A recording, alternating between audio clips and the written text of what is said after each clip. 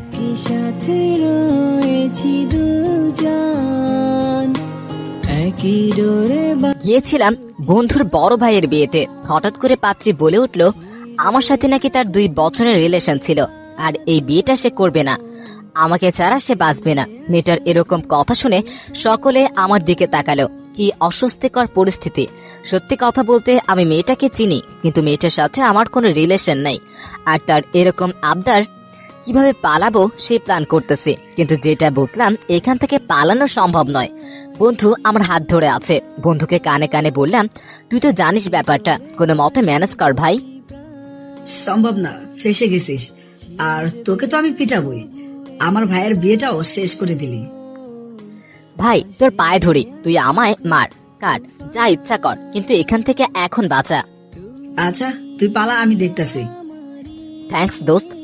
ও ওই দিকটা সামলে নিতেই আমি পিছন থেকে কেটে পড়লাম। বিয়ে বাড়ি থেকে বের হয়ে রাস্তায় আসতেই সব ভয় কেটে গেল। বেঁচে গেছি। মেয়েটা কিভাবেই না ফাঁসাতে চেয়েছিল, বচ্চাত মাইয়া। কিছু বললা? পিছনে তাকিয়ে দেখি মেয়েটা দাঁড়িয়ে আছে। তাহলে আর বাঁচলাম কই? আজরাইল এসে হাজির। আপনি এখানে কেন? যান বিয়ে করেন, আমার কাছে কি? বিয়ে তো তোকে করবো শালা। মানে আমাকে কেন? চুপচাপ চল, পিছনে পাবলিক, প্যাদানি না খেতে চাইলে আমাকে নিয়ে চল। দেখেন আপু, কথাটা শেষ করার আগেই মেয়েটা এসে হাতটা ধরে ফেললো। তারপর টানতে টানতে দাঁড়িয়ে থাকা সিএনজির কাছে নিয়ে গেল। সিএনজিওয়ালা মামাকে দেখে বুঝলাম ভালোই মজা নিতেছে। মেয়েটা আমাকে সিএনজিতে উঠিয়ে নিচেও বসে পড়ল। মামা টানেন। আরো 2 জন আসুক তারপর। আরে মামা, ওদের ভাড়াও দিয়ে দিব, চলেন তো। মামা সিএনজি টান দিল। মেয়েটাকে দেখে মোটেও চিন্তিত লাগছে না, তবুও এক হাতের আঙ্গুল দিয়ে শাড়ির আঁচল কুচকাচ্ছে, আর একটা হাত দিয়ে আমার হাত ধরে রেখেছে। আমি যেন আসামি। মেয়েটাকে শাড়ি কখনো দেখিনি, অসম্ভব সুন্দর লাগছে তাকে। আমি এক দৃষ্টিতে তার দিকে তাকিয়ে আছি। কেমন যেন ভালো লাগছে মেয়েটার দিকে তাকিয়ে থাকতে। আমার ছোটবেলার অভ্যাস, কারোর দিকে বেশিক্ষণ তাকিয়ে থাকলে তার গাল ধরে টানতে ইচ্ছে হয়। মেয়েটাকে এত কাছ থেকে দেখে সেই লোভটা সামলাতে পারলাম না। মেয়েটার গাল ধরে টান দিতেই, কি হচ্ছে এসব? বাজে অভ্যাস। মনে আছে আমার, ফেসবুকে মেসেজ করেছিল একবার। তার মানে আপনি লুকিয়ে লুকিয়ে এসএমএস পড়তেন? হ্যাঁ পড়তাম তো। কিছু না, কিছুই বুঝতে পারছেন না তাই তো? দাঁড়ান ক্লিয়ার করতেছি সবটা। প্রথমে পরিচয় থেকে শুরু করি। আমি সানফি, আর আমার পাশের মেয়েটা নীলিমা। মেয়েটা বেশি না, আমার 6 মাসের বড়, যার কারণে সে আমার 1 বছরের সিনিয়র, মানে পড়ালেখার দিক থেকে আর কি। আমি ডিপ্লোমা শেষ করে একটা জব করতেছি, আর বিএসসি করতেছি, আর সে ডক্টরি পড়তেছে ফাইনাল ইয়ার। মেয়েটা আমাদের কলেজের সামনে দিয়ে যেত। আমি রোজ দেখতাম মেয়েটাকে। একটা নীল রঙের ড্রেস পরে সে কলেজ যেত। আমি তাকিয়ে থাকতাম যতক্ষণ না সে চোখের আড়াল হতো। মাঝে মাঝে তার কলেজ ছুটির পর তার পিছু নিতাম। কি ভাবছেন প্রেমে পড়ে গেছি? হ্যাঁ, মেয়েটাকে ভালোবেসে ফেলেছিলাম আমি। সেই থেকে ঘুরছি। একবার তাকে প্রপোজ করেছিলাম, কিন্তু সে আস্তে করে আমার হাতটা ধরে তার বাবার কাছে নিয়ে গিয়েছিল। তার বাবা পুলিশ অফিসার। সেদিন রাম কেলানি দিয়েছিল। তারপর থেকে আড়াল থেকেই দেখেছি। সেও দেখতো আমি লুকিয়ে লুকিয়ে দেখতেছি, কিন্তু কিছুই বলতো না। মাঝে মাঝে শুধু বলতো সে আমার 6 মাসের বড়, তাই আমাদের মধ্যে রিলেশন সম্ভব না। এভাবেই কাটে 4 বছর। কিন্তু মজার ব্যাপার হলো মেয়েটাকে সবসময় একাই দেখতাম, কোনো ছেলের সাথে কোনোদিন দেখিনি। হয়তো তার বাবা পুলিশ বলে কোনো ছেলের সাহস হয় না। অন্যদের কথা কি বলছি, আমি নিজেও তো সামনে যাই না, আড়াল থেকেই দেখি। তারপর কেটে যায় অনেক দিন। 2 সপ্তাহ আগেই রাফি এসে বলল তার ভাইয়ের সাথে ওর বিয়ে। ব্যাস 2 দিন কাঁদলাম, তারপর সব ঠিক। আমি ইমোশনাল, তবে বাস্তবতাকে মেনে নিতে জানি, তাই বেশি ঘাটিনি। মেয়েটার বিয়ে হয়ে যাচ্ছে শুনে অন্যরা হলে সিগারেট গাঁজা নিয়ে পড়ে থাকতো। সেখানে আমি নর্মাল জীবন যাপন করছি। আমার কাছে সবচেয়ে বড় কথা হলো জীবন কোথায় কখন মোড় নিবে সেটা বলা যায় না। আজ তার বিয়ে। গত 11 দিন মেয়েটার সাথে দেখা হয়নি। আমি ব্যস্ত ছিলাম নিজেকে নিয়ে, আর সে হয়তো বিয়ের শপিং আর প্ল্যানিং নিয়ে। বিয়েতেও আসতাম না। রাফি জোর করে ধরে আনলো। আবার বিয়ের সাজে কেমন লাগে তাকে এটাও দেখার খুব ইচ্ছে ছিল, তাই চলেই আসলাম। বেশ আড়াল থেকেই দেখছিলাম তাকে। ভালো লাগছিল দেখতে, কিন্তু ঝামেলা বাঁধালো সে। তারপর বাকি ঘটনা তো আপনাদের সামনেই। মেয়েটাকে প্রচুর জ্বালাতাম আমি। ফেসবুক আইডি খুঁজে বের করেছিলাম, তাকে ফ্রেন্ড রিকোয়েস্ট দিয়ে ঝুলিয়েছিলাম। এখনো ঝুলেই আছে। মেসেজ করা যেত মেয়েটাকে। মেয়েটা মেসেজ রিকোয়েস্ট একসেপ্ট করে ইগনোর করে রেখেছিল। তারপর লুকিয়ে লুকিয়ে আমার সব মেসেজ দেখতো, আর বোকার মতো আমি ভাবতাম সে কখনো দেখেই না আমার মেসেজ, তাই সব বলতাম তাকে। মনের যত কথা থাকতো সব লিখে ফেলতাম। সেন্ড হতো, কখনো সিন হতো না। আমি ভাবতাম সে তো দেখেই না মেসেজ, আমি যা খুশি বলবো তাতে কি। আমার মনের যত কথা আছে সব বলবো, তার বাপও কিছু করতে পারবে না। সামনাসামনি তো তাকে দেখলেই হাঁটু কাঁপে, তবুও যদি কথা বলার সময় দিত সে তো কথাই বলতো না। আর তার বাবার ভয় তো ছিলই, তাই সবকিছু লিখে পাঠাতাম। কত ইমোশনাল কথা, সারাদিন কি করলাম না করলাম সব লিখতাম। একবার তো মুসলমানে কেন করায় সেটাও লিখেছিলাম। সেটাও কি সে পড়েছিল জিজ্ঞেস করবো নাকি? না থাক, নিজেই লজ্জা পাবো। চলুন বাস্তবে ফিরি। অনেক তো অতীত শুনলেন। মেয়েটার সাথে কোনো রিলেশন নেই আমার, কিন্তু মেয়েটাকে আমি চিনি, খুব ভালোভাবেই চিনি। রাগী, একঘেয়ে আর জুনিয়রদের সাথে প্রেম করবে না এমন একটা মেয়ে। আমার কথা হলো, আপনি তখনই বেশি কষ্ট পাবেন যখন আপনি কোনো সিনিয়র মেয়েকে ভালোবাসবেন। কারণ আপনি যতই ভালোবাসুন না কেন, সে সেটাকে ইমোশনাল ভাববেই আর আপনাকে সর্বোচ্চ লেভেলের ইগনোর করবে। তারপর বের করে আনবে একটা বয়ফ্রেন্ড। তারপর আর কি, আপনার সবকিছু শেষ। বোকার মতো শুধু ভাববেন এমন একটা মেয়ের পেছনে ঘোলাম যার কিনা বয়ফ্রেন্ড আছে। তখন ইমোশনাল সব কান্নার মতো ঝরবে। না পারবেন তাকে ভুলতে, না পারবেন আর যোগাযোগ করতে। কথা বলতে আপনার বাঁধবে, সারা জীবনে কষ্ট পেয়ে যাবেন। সে বুঝবে না আপনার কষ্টটা, ব্যাস জীবন শেষ আপনার। তবুও আমার সেই সিনিয়র মেয়ের প্রেমে পড়তেই ভালোবাসি, কারণ আমরা কষ্ট পেতে ভালোবাসি। তেমনি আমিও ভালোবেসে ফেলেলাম সিনিয়র মেয়েকে, কষ্ট পেলাম, কিন্তু শেষ পর্যন্ত তার বিয়েটা হলো না, আমাকে নিয়েই পালালো। তবে সামনে কি হবে জানি না, হয়তো সেও একটা বয়ফ্রেন্ড এনে বলবে, ধন্যবাদ সানভি আমাকে হেল্প করার জন্য, এটা আমার বয়ফ্রেন্ড, পরিচিত হও। হয়তো এমনই কিছু হবে, কারণ সিনিয়র মেয়েকে ভালোবাসলে কখনোই সফল হওয়া যায় না। খেয়াল করলাম বাইরে বৃষ্টি নেমেছে, মেয়েটা আমার দিকে চাপতেছে। বুঝলাম না কিছুই, বৃষ্টিটা কি এখনই নামার ছিল নাকি বৃষ্টি ছাড়া সময়টা অপূর্ণ ছিল। সে যাই হোক, মেয়েটার শরীর অসম্ভব রকমের গরম, জ্বর মনে হয়। কপালে হাত দিয়ে বুঝলাম সত্যিই জ্বর। এদিকে মামার সিএনজিতে কোনো পর্দা নেই যা টেনে দিব। এখন কি করব? একবার ভাবলাম মেয়েটাকে জড়িয়ে ধরি, আবার ভাবলাম না থাক, কি না কি ভাববে, পরে আবার আমাকে রেখে আরেকজনকে নিয়ে ভাগবে। তার চাইতে এমনি ভালো মেয়েটাকে জায়গা দিয়ে আমি সামনে গিয়ে বসলাম। ভিজতেছি ভালোই, তবুও ভালো লাগতেছে। হঠাৎ ফোনটা বেজে উঠলো, অচেনা নাম্বার। রিসিভ কি করব, করেই ফেলি। হ্যালো, কে বলছেন? আমি হেলা। কি হয়েছে? আমারে ফাঁসায় এখন কল দিছিস কেন? দোষ, এদিকে আরেকটা কাহিনী হয়েছে। কি হয়েছে? ভাইয়া আরেকটা মেয়ে নিয়ে ভাগছে। কসকে মামা, তাহলে তারও একটা ইয়ে ছিল? হালা, আব্বা আমার বিয়ের প্ল্যানিং করতেছে, এবার মিমকে নিয়ে মনে হয় আমারও পালাতে হবে। আয় আয়, তিনজোড়া হয়ে যাবে, একসাথে বিজনেস করা যাবে। মামা মজা করিস না, কই যাবে এখন সেটা বল। আর আপু কি তোর সাথেই আছে? না, সে আমার সাথে নেই, আমি তার সাথে আছি। মামা কই যাবে এখন সেটা বল। তোরেও বলা যাবে না, প্যাদানে খেয়ে তুই আবার বলে দিবি। এখন রাখি, পরে কথা হবে।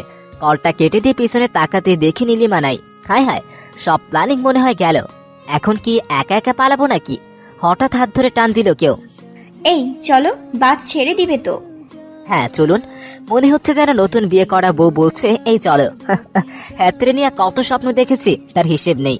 বেশিরভাগ স্বপ্নই তাকে বউ হিসেবে দেখতাম, মাঝে মাঝে খেলাও হয়ে যেত। বুঝেনি তো, প্রতিদিন বউ ভাবতে কি আর ভালো লাগে? টুইস্ট দরকার তো। মেয়েটা অনলাইনে টিকিট কেটে রেখেছিল, সব প্ল্যান করা ছিল তার। কি চালু মেরে বাবা। বাসে বসতেই সিটটা পেয়ে গেলাম, একসাথেই সিটে বসতেই আবারও ফোনটা বেজে উঠল। এবার আমার না, নীলিমার। হায় আল্লাহ, মেয়েটা ফোন বন্ধ করেনি কেন? তার বাবা তো পুলিশ, ট্র্যাক করে ধরে ফেলবে। হ্যাঁ, আমি পৌঁছে তোমাকে কল দিব। আর একটা ছোট ভাই আছে সাথে, টেনশন নিও না। আমি ছোট ভাই? যা ভাবছিলাম তাই। এবার বয়ফ্রেন্ড এন্ট্রি মারবে, শালার কপালটাই খারাপ। আপু ফোনটা বন্ধ করুন, নইলে আঙ্কেল আপনাকে ট্র্যাক করে ধরে ফেলবে। ও হ্যাঁ, তাই তো। আপুটা ঝটফট ফোনটা বন্ধ করে ফেললো, আমারটাও বন্ধ করলাম। পকেটে হাত দিয়ে দেখলাম ফেরার টাকা আছে নাকি। আচ্ছা, আমরা কোথায় যাচ্ছি? রাজশাহী। ওখানে কেন? আমার মেডিকেল কলেজ ওখানে, তাই। আর একজন আছে সেখানে। জি বুঝতে পেরেছি। কি বুঝছো? কিছু না। আচ্ছা, বাসের টিকিট কত রাখছে? 470 টাকা। কেন? আপনার কাছে 200 টাকা হবে? হ্যাঁ হবে। কেন? দেন, আমার লাগবে। কেন? টাকা দিয়ে কি করবা? ফিরতি বাসের টিকিট কাটবো। কেন? আপনার তো সেখানে কেউ আছেই, আমার তো আর কেউ নাই, তো তো বাসায় ফিরতে হবে না? এখন গেলে আব্বু তোমাকে মেরে ফেলবে। কয়দিন পরে যেও, ততদিন তুমি আমার সাথে থাকবে। কি বলবো বুঝতে পারছি না। এখন তাকে পাহারা দিতে হবে। কুত্তা ভাগ্য আমার। ভাবলাম মেয়েটার হয়তো আমায় ভালোবাসে, এখন দেখি উল্টা। আমি তার বডিগার্ড হিসেবে এসেছি, আমাকে সে বিয়ে করবে না। আমিও কি বোকা। সে বলল আর চলে আসলাম। যাই হোক, জুনিয়র তো, বড় আপুকে সাহায্য করতেই পারি। 11টা বাজে, বাস থেমে গেছে। 20 মিনিটের বিরতি। রাতের খাবার খাওয়ার জন্য নীলিমাকে নিয়ে নিচে নামলাম। পাশের হোটেলের একদম উপরে লেখা এখানে বিরিয়ানি পাওয়া যায়। লোভ সামলাতে পারলাম না। আপনারা তো জানেনই, বিরিয়ানি আর জিএফ এর মধ্যে যদি কাউকে সিলেক্ট করতে বলা হয় তাহলে আমি বিরিয়ানিকেই সিলেক্ট করব। মেয়েটাও জানে আমার বিরিয়ানি পছন্দ, অনেকবার বলেছে তাকে মেসেজে। ভাবতেই অবাক লাগে যে মেয়েটা আমার সাথে কথাই বলতো না, সেই মেয়েটাই আমার হাত ধরে ঘুরতেছে। এমন সুন্দরী মেয়ের পাশে নিজেকে এলিয়েন এলিয়েন মনে হচ্ছে। হোটেলে গিয়ে বিরিয়ানি খেয়ে মেয়েটার জন্য জ্বরের ওষুধ কিনলাম। যতক্ষণ সে আমার সাথে থাকবে তাকে দেখে রাখার দায়িত্বটা আমার। বাস ছেড়ে দিয়েছে আবার। মেয়েটাকে ওষুধ খাইয়ে দিয়ে আমি পেছনের সিটে গিয়ে বসলাম। বাস প্রায় ফাঁকা, অর্ধেক সিট ফাঁকা, বাকি অর্ধেক কাপল। আমার পেছনে গিয়ে বসার কারণ তো বুঝতেই পারছেন। অন্যের গার্লফ্রেন্ডের কাঁধে মাথা রেখে সারা রাত আমি কাটাতে পারবো না, অথবা সে আমার কাঁধে মাথা রেখে কাটাবে সারা রাত। কিন্তু সে তো আর আমার না, অন্য কারো। তাই পিছনে গিয়ে বসা। মেয়েটা একবার পিছনে তাকালো, আবার সামনে তাকালো। 2 সিটের মাঝামাঝি আমি শুয়ে আছি। কন্ট্রাক্টরকে 20 টাকা হাতে ধরিয়ে দিতেই সে খুশি। মাথা ব্যথা করতেছে প্রচুর।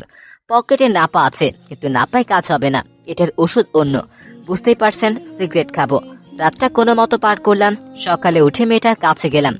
এলোমেলো চুলে অন্যরকম লাগছে তাকে। চোখের নিচে কাজল পানিতে ভিজে গালে এসে পড়েছে। কেমন একটা অদ্ভুত লাগছে তাকে। একটা মেয়ে যে কতবার কত রূপ বদলাতে পারে, এটাই তার প্রমাণ। 1000 বার তাকে 1000 রকম লাগে। চোখ সরিয়ে নিলাম। মেয়েটার ঘুম ভেঙে গেছে, অন্য কিছু ভাববে তাই।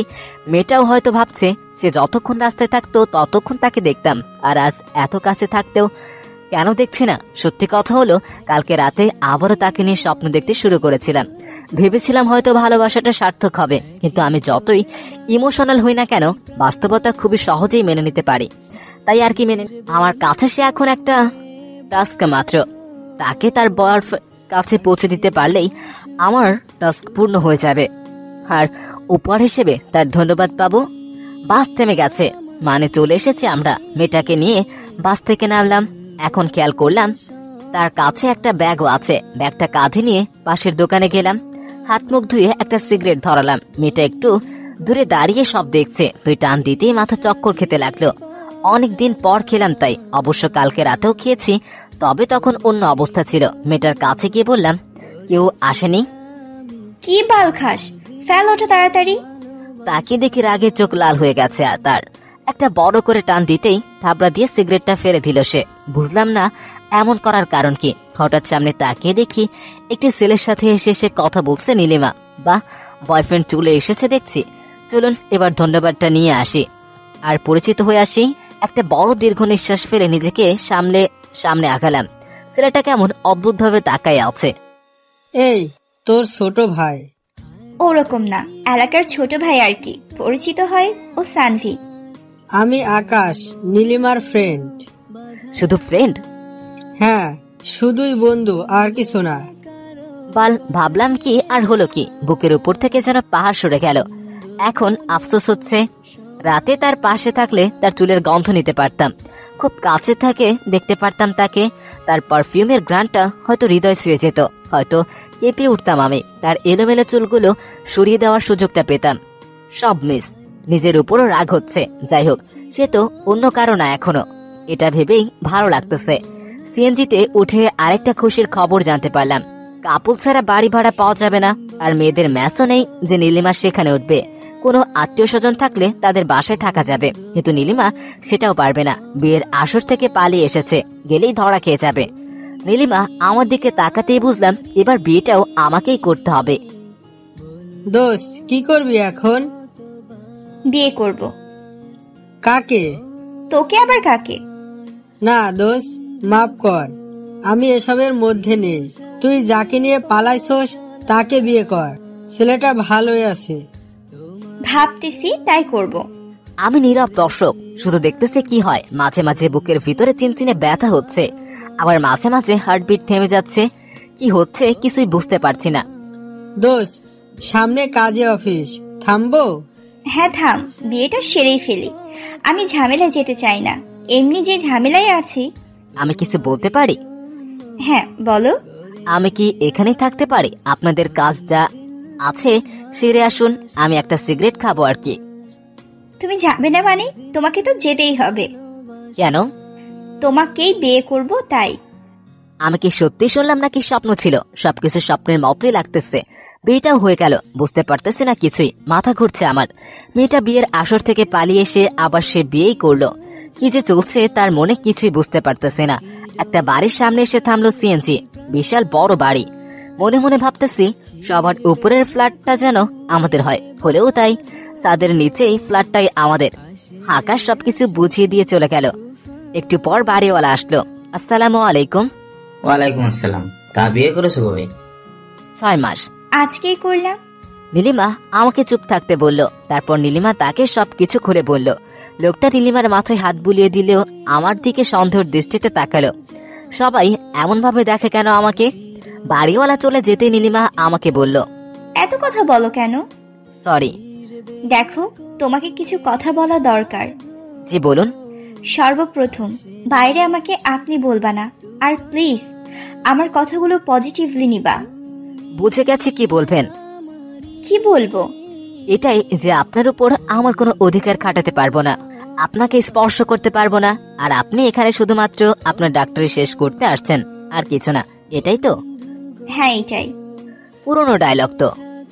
কিছু বললা? না, তবে আমারও কিছু শর্ত আছে। কি শর্ত?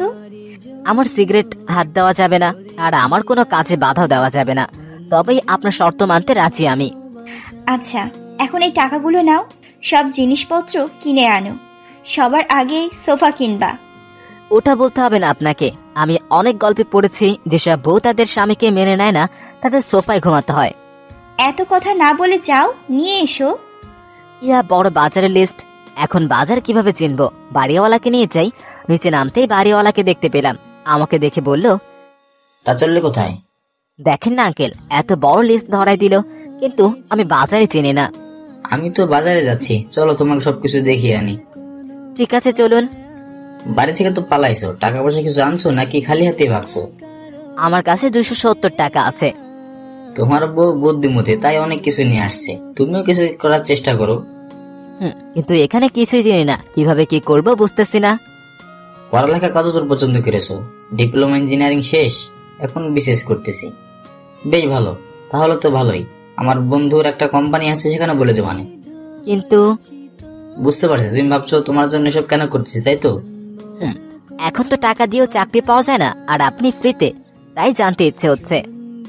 তোমার মতো আমিও একটা মেয়েকে নিয়ে পালাইছিলাম। দাঁড়া, তোমাকে একটা গল্প বলি। আমি তার দিকে অদ্ভুত দৃষ্টিতে তাকালাম। আচ্ছা, আপনারা অপেক্ষা করেন, আগে আমি তার গল্পটা শুনি, তারপর আপনাদের বলবো। বাড়িওয়ালা আঙ্কেল বলতে শুরু করলেন, তখন আমার বয়স 23, পড়ালেখা শেষ হয়নি। তোমার মতো আমি একটা মেয়েকে ভালোবাসতাম, সেও বাসত, কিন্তু যা হওয়ার তাই হলো। সে মেয়েটারও বিয়ে ঠিক হয়ে গেল। বুঝতে পারলাম না কি করব। কোনো চাকরিও নাই আমার কাছে, কোনো বাবাই তার মেয়েকে বিয়ে দেবে না আমার সাথে। শেষমেশ মেয়েটাকে নিয়ে পালিয়ে গেলাম, কিন্তু ভাগ্য সহায় হলো না। আমার চাকরি ছিল না, চেষ্টা করেছিলাম কিছু একটা করার, কিন্তু ভাগ্যের নির্মম পরিহাস, কিছুই করতে পারিনি। তখন প্রথম কয়েক মাস ভালোভাবে গেলেও তারপর থেকে ঝগড়া লেগে থাকে। কম কষ্ট করিনি একটা চাকরির জন্য, কিন্তু পাইনি। সে পাশে থাকলে হয়তো পেয়ে যেতাম কোনো এক সময়, কিন্তু মেয়েটা 5 মাস পর একটা চিঠি রেখে বাসা ছেড়ে চলে যায় আমাকে ছেড়ে।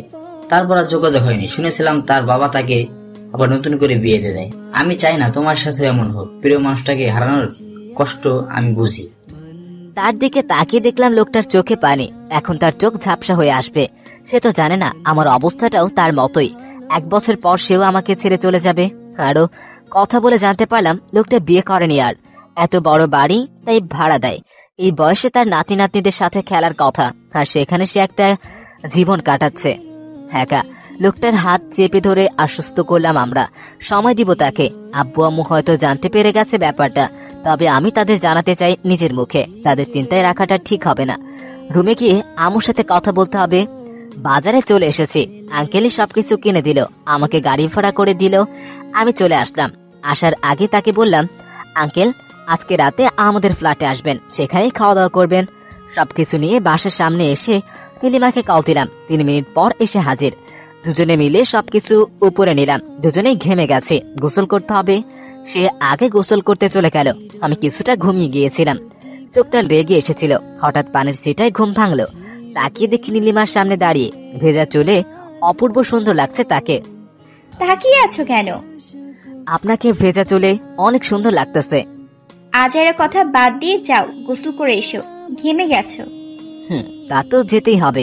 আচ্ছা শোনেন, রাতে বিরিয়ানি রান্না করেন, বাড়িওয়ালা আঙ্কেলও খাবে আমাদের সাথে। গোসল করে এসে গল্পটা বলবো তোমাকে।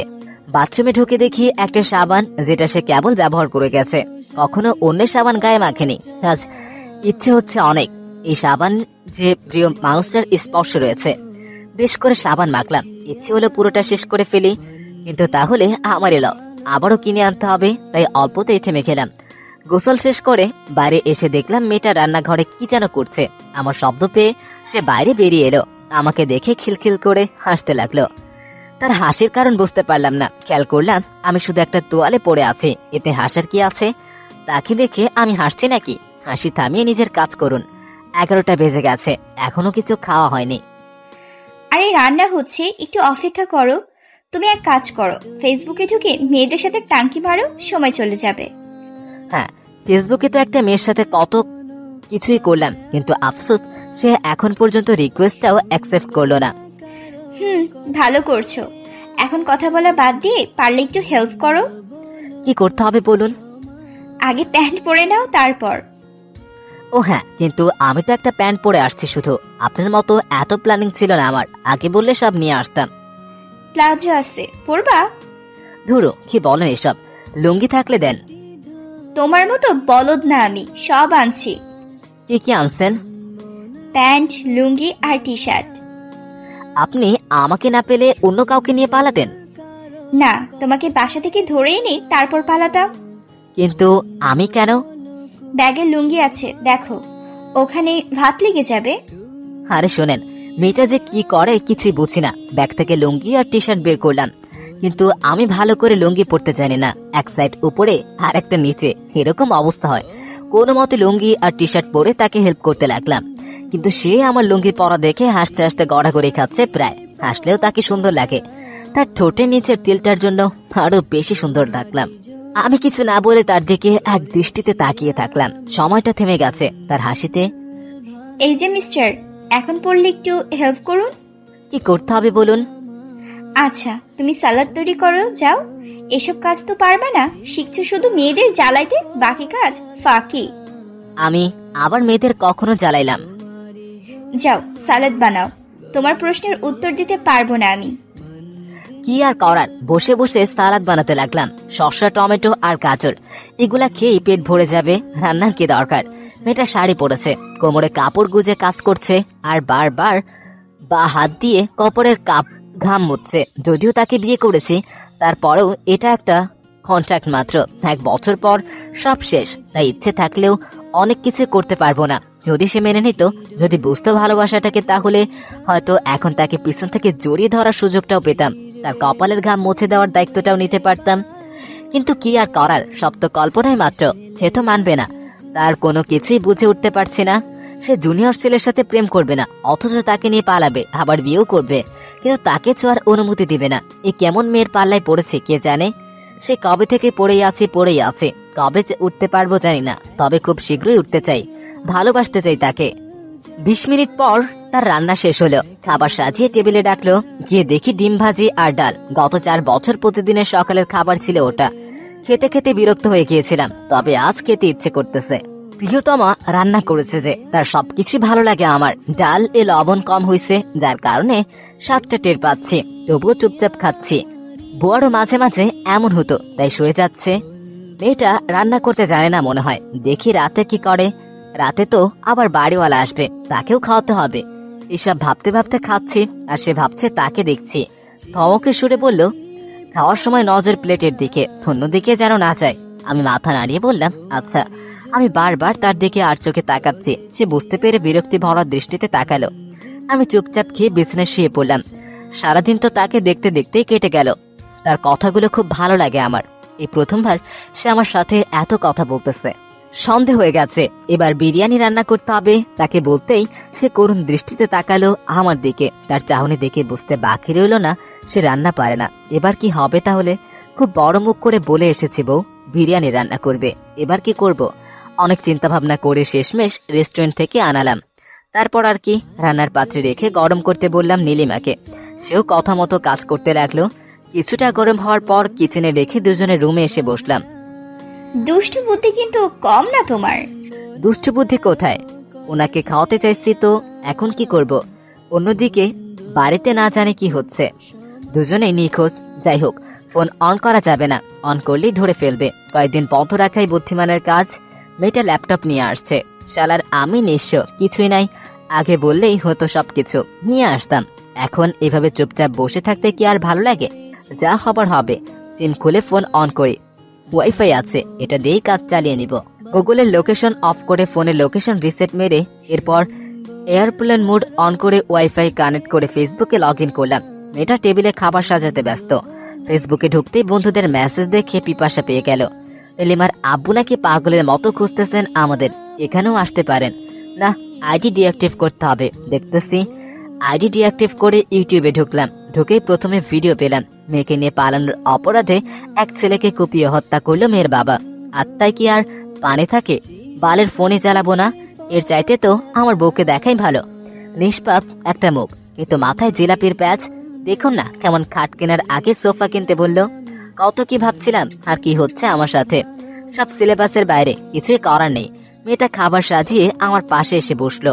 মাথায় দুষ্টু বুদ্ধি চাপলো। চিৎকার করে বললাম, তেলা পোকা। মেয়েটার রিয়াকশন দেখে তো আমি অবাক। সে শান্ত থেকে বলল, কোথায় তেলা পোকা? চলে গেছে। এত জোরে চিৎকার করেছে যে নিজেই ভয় পেয়েছি, অথচ এই মেয়ের কোনো রিয়াকশন নেই। প্ল্যানটা কাজে দিল না। যাই হোক, ট্রাই করতে থাকি। 9টা বাজতেই বাড়িওয়ালা চলে এলো। টেবিলে বসে খাবারের ঘ্রাণ নিয়ে বলল, রান্নার ঘ্রাণটা খুব ভালো হয়েছে, বিরিয়ানিটাও ভালো হবে। ভালো তো হবেই, রেস্টুরেন্ট থেকে আনা খাবার ভালো না হয়ে যাবে কোথায়? নীলিমার দিকে তাকিয়ে মুচকি হাসলাম। ও খাবার প্লেটে নিয়ে নিজেও বসে পড়ল। তার নিজেরও প্রচুর ক্ষুধা লাগছে, মুখে দেখেই বোঝা যাচ্ছে। আমি বুঝি না মেয়েটা পালিয়ে এসেও কোনো চিন্তা করছে না, একদম হাসি খুশি। চিন্তার কোনো চাপই নেই তার মুখে, ভয়ের তো কথাই নেই। মেয়েটা সত্যিই খুব অদ্ভুত। খাওয়া শেষ করে বাড়িওয়ালা গল্প করতে শুরু করলো। তার কথা বলল, আমাদের কথা শুনলো। কথার এক পর্যায়ে তিনি বললেন, আজকে তো তোমাদের বাসর রাত, দেখো আমি কেমন তোমাদের সময় নষ্ট করছি। কি বলেন আঙ্কেল, থাকেন না আর কিছুক্ষণ? ভালোই তো লাগছে গল্প করতে। না না, আমি যাই, আজকে পরে আসবো। বলেই উনি উঠে চলে গেলেন। আমি দরজা বন্ধ করে নীলিমার দিকে তাকালাম। মেয়েটার চোখে মুখে ভয়ের ছাপ। আমার তো মনে ছিল না আমাদের বাসরাত আজকে। কিসের বাসরা? তোমাকে শুধু এমনি বিয়ে করছি, তাছাড়া কিছু না। কোনো বাসর টাসর হবে না। তা বললে কি আর হয়? আমি তো এমনি এমনি বিয়ে করিনি। আমি আজকে ছাড়বো না। দেখো, কাছে আসবা না বলে দিলাম। হঠাৎ ইলেকট্রিসিটি চলে গেল। সব বাসর রাতে কি ইলেকট্রিসিটি যেতে হবে নাকি? না গেলেও চলতো, অন্ধকারে তো তাকেই খুঁজে পাচ্ছি না। চাঁদও আজ মেঘের আড়ালে মুখ লুকিয়েছে।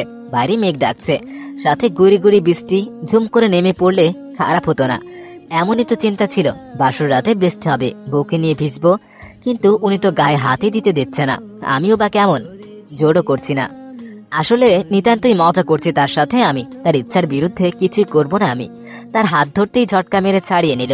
আমি জোর করে কাছে টানে নিয়ে বললাম, বাইরে বৃষ্টি হচ্ছে সুন্দরী, মেঘ ডাকলে আবার ভয় পেও না যেন। যদি বলো তোমার কাছে থাকতে পারি। না, দরকার নেই, তুমি যাও, সোফায় গিয়ে ঘুমাও। আর আমাকে ছোঁয়ার চেষ্টা করবা না। ঠিক আছে, ঘুমান এখন। আমি গিয়ে সোফায় শুয়ে পড়লাম। শীত লাগছে, তবুও শুয়ে আছি, চোখ বন্ধ করে আছি আমি। তবুও বুঝতে পারছি সে বড় বড় চোখ করে দেখছে আমাকে। এটাও জানি আমি না ঘুমানো পর্যন্ত সে ঘুমাবে না। ফ্ল্যাটটাতে একটা বেলকানি আছে, সেখানে গিয়ে বৃষ্টি দেখলে মন্দ হয় না। আলো আধারের খেলায় শহরটাকে অদ্ভুত লাগছে। বৃষ্টির ঝাপটায় সিগারেটের আগুন নিভে গেল। রুমে তো খাওয়াই যাবে না, ওনার আবার সিগারেটের গন্ধ সহ্য হয় না। হঠাৎ খুব জোরে বৃষ্টি নামলো। বেলকনির দরজা বন্ধ করে রুমে এসে শুয়ে পড়লাম। লুঙ্গি পরে আছে, জানি না সকালে লুঙ্গি খুঁজে পাবো কিনা। দাঁড়ান, গিট্টু দিয়ে নেই, নইলে আবার উনি দেখে ফেলবে। ঘুমিয়ে গিয়েছিলাম অনেক আগেই। হঠাৎ বজ্রপাতের শব্দে ঘুম ভেঙে গেল। অনুভব করলাম বুকের উপরটা ভারী, শুধু বুক না, পুরো শরীরটার উপরে কিছু একটা পড়ে আছে। চুলগুলো আমার মুখের উপরে এসে পড়েছে। বুঝতে পারলাম এটা নীলিমা। জাগাবো নাকি না থাক, ঘুমাচ্ছে ঘুমাক, আমিও ঘুমাই। জানেননি তো সোফায় কতটুকু জায়গা, তাই তাকে জড়িয়ে ধরেই ঘুমানোর চেষ্টা করলাম। কিন্তু ঘুম কি আর আসবে? ঘুম তো আসছে না। তার নিঃশ্বাসের শব্দে যে মাতাল হয়ে যাচ্ছে। ঘুম আসবে কিভাবে? সে কি জানে না তার এত কাছে থেকেও যদি তাকে কাছে না পাই তবে মরে যাব আমি? সে কি এটাও জানে না যে সে আমাকে পাগল করে দিচ্ছে? এটাও কে জানে না তার ভালোবাসাটা খুব দরকার আমার? নাকি সব জেনেও অভিনয় করে যাচ্ছে, সবকিছুকে অবহেলার কাতারে ফেলে দিয়ে নিজে ভালো থাকতে চাইছে? এত কিছু বুঝি না আমি। সব কেমন যেন গুলিয়ে যায়। ভালোবাসার সমীকরণ করা যায় না কেন? তা কোনো জায়গাতে ভুল হবেই। কি দরকার তাহলে দূরে থাকে? কাছে এসে বা কি হবে? এতদিন পর, এত কিছুর পরও যদি সে না চায় আমাকে, তাহলে আমি বা কেন বসে আছি তার মুখ চেয়ে? হয়তো ভালোবাসি তাই। এই জটিল ভালোবাসায় নিজেও ক্লান্ত হয়ে গেছে। এবার তাকে চাই, সত্যিই চাই তাকে। তাকে না পেলে যে হার্টবিট থেমে যাবে, তখন তার সাথে কে থাকবে? আড়াল থেকেই বা নজর কে রাখবে? চোখাচোখি হলে ভয়ে চোখি বা কে নামিয়ে নিবে? কেই বা ভুল করে তার গাল টেনে দিবে? মেয়েটাকে ছাড়তে ইচ্ছে করে না। তার হাসিটা আমি খুব কমই দেখেছি, তবে সে হাসলে ভালো লাগে। ইচ্ছে আছে যেদিন পূর্ণ একটা চাঁদ আকাশে দেখব, সেদিন তাকে নিয়ে ছাদে যাব, তারপর হাসতে বলবো। মনে হয় সেদিনও তাকেই সুন্দর লাগবে। সবকিছুর আমার মন করা কথা নিজের মনে হয় এমন হবে। ভাবনায় শীত পড়লো তার নড়াচড়ায়। মনে হয় জেগে গেছে, না জাগেনি। একটু শক্ত করে ধরে আবার নিস্তেজ হয়ে পড়ে আছে। এমন একটা রাতে অন্য কেউ হলে হয়তো সুযোগ নিত। সবাই জানে আমি তার স্বামী, বিয়ে হয়েছে, সে হিসেবে সে আমার বউ, যা ইচ্ছে করতে পারি। যে কেউই পারত, হয়তো আমার জায়গায় অন্য কেউ হলে করতো। কিন্তু সে জানে আমি তাকে ভালোবাসি, তাই তো আমাকে নিয়ে পালালো। তার দেখুন নিশ্চিন্তে ঘুমাচ্ছে। হ্যাঁ, এমন নিশ্চিন্ত মেয়েটা যখন বাবা মায়ের কাছে আর তার স্বামীর কাছে থাকে তখনই থাকে। কিন্তু সে তো মানে না আমাকে। তবে কেন? এর উত্তর জানা নেই আমার। মাঝে মাঝে মনে হয় সে আমাকে ভালোবাসে, আবার তার কথাবার্তায় মনে হয় মোটেও ভালোবাসে না আমাকে। এমনই দ্বিধাদ্বন্দ্বযুক্ত জীবনযাপন করতে হবে 1 বছর। 1 বছরেও যদি সে না বুঝে আমি তাকে কতটা ভালোবাসি, যদি সে বুঝতে না পারে, তাহলে তাকে দোষ দিব না। আমি নিজেই তো ব্যর্থ। এত ভালোবেসেও বুঝতে পারলাম না, এমনই ভেবে নেব। মেয়েটার নাকে নাক দিয়ে একটা আলতো করে ঘষা দিলাম। চুলগুলো মুখের উপরে ছিল এতক্ষণ। সব সরিয়ে ঘুমানোর চেষ্টা করলাম। মেয়েটা শাড়ি পরে আছে, আমি লুঙ্গি। আল্লাহ মান সম্মান রাখো। ঘুমানোর দোয়া পড়ে চোখ বন্ধ করলাম। কেমন জানি লাগছিল সবকিছু। জোর করেই ঘুমালাম। জেগে থাকলে সব উল্টাপাল্টা চিন্তা ঘুরবে মাথায়। ঘুম ভাঙতে ভাঙতে 11টা বেজে গেছে। বাড়িওয়ালার সাথে তার বন্ধুর কোম্পানিতে ইন্টারভিউ দিতে যেতে হবে। চাকরি হয়ে যাবে এবার শিওর। আর চাকরি হলেই অনেকটা চিন্তা মুক্ত। নীলিমার দিকে তাকাতেই নীলিমা বলল, ঘুম ভাঙলো তাহলে? আমি সে কখন থেকে খাবার সাজিয়ে বসে আছি। 10 মিনিট সময় দেন, আমি ফ্রেশ হয়ে আসতেছি। মেয়েটা খাবার নিয়ে বসে আছে কেন? রাতে আবার উল্টাপাল্টা কিছু করছে নাকি? নাকি কিছুই জানেই না? নাকি জেনেও না জানার ভান করতেছে? বুঝতে পারতেছে না কিছুই। সবকিছু মাথার উপর দিয়ে যাচ্ছে। কি আর করার, গোসল করে একেবারে বের হলাম। আপনি গোসল করছেন? সে সকালেই করেছি। হ্যাঁ, মেয়ে বলে কি? তাহলে কি যা ভাবতেছি তাই? কিন্তু আমি তো কিছুই করি নাই। কেমনে কি? আমি আর তার মুখের দিকে তাকানোর সাহস পাচ্ছি না। মাথা নিচু করে বসে আছি।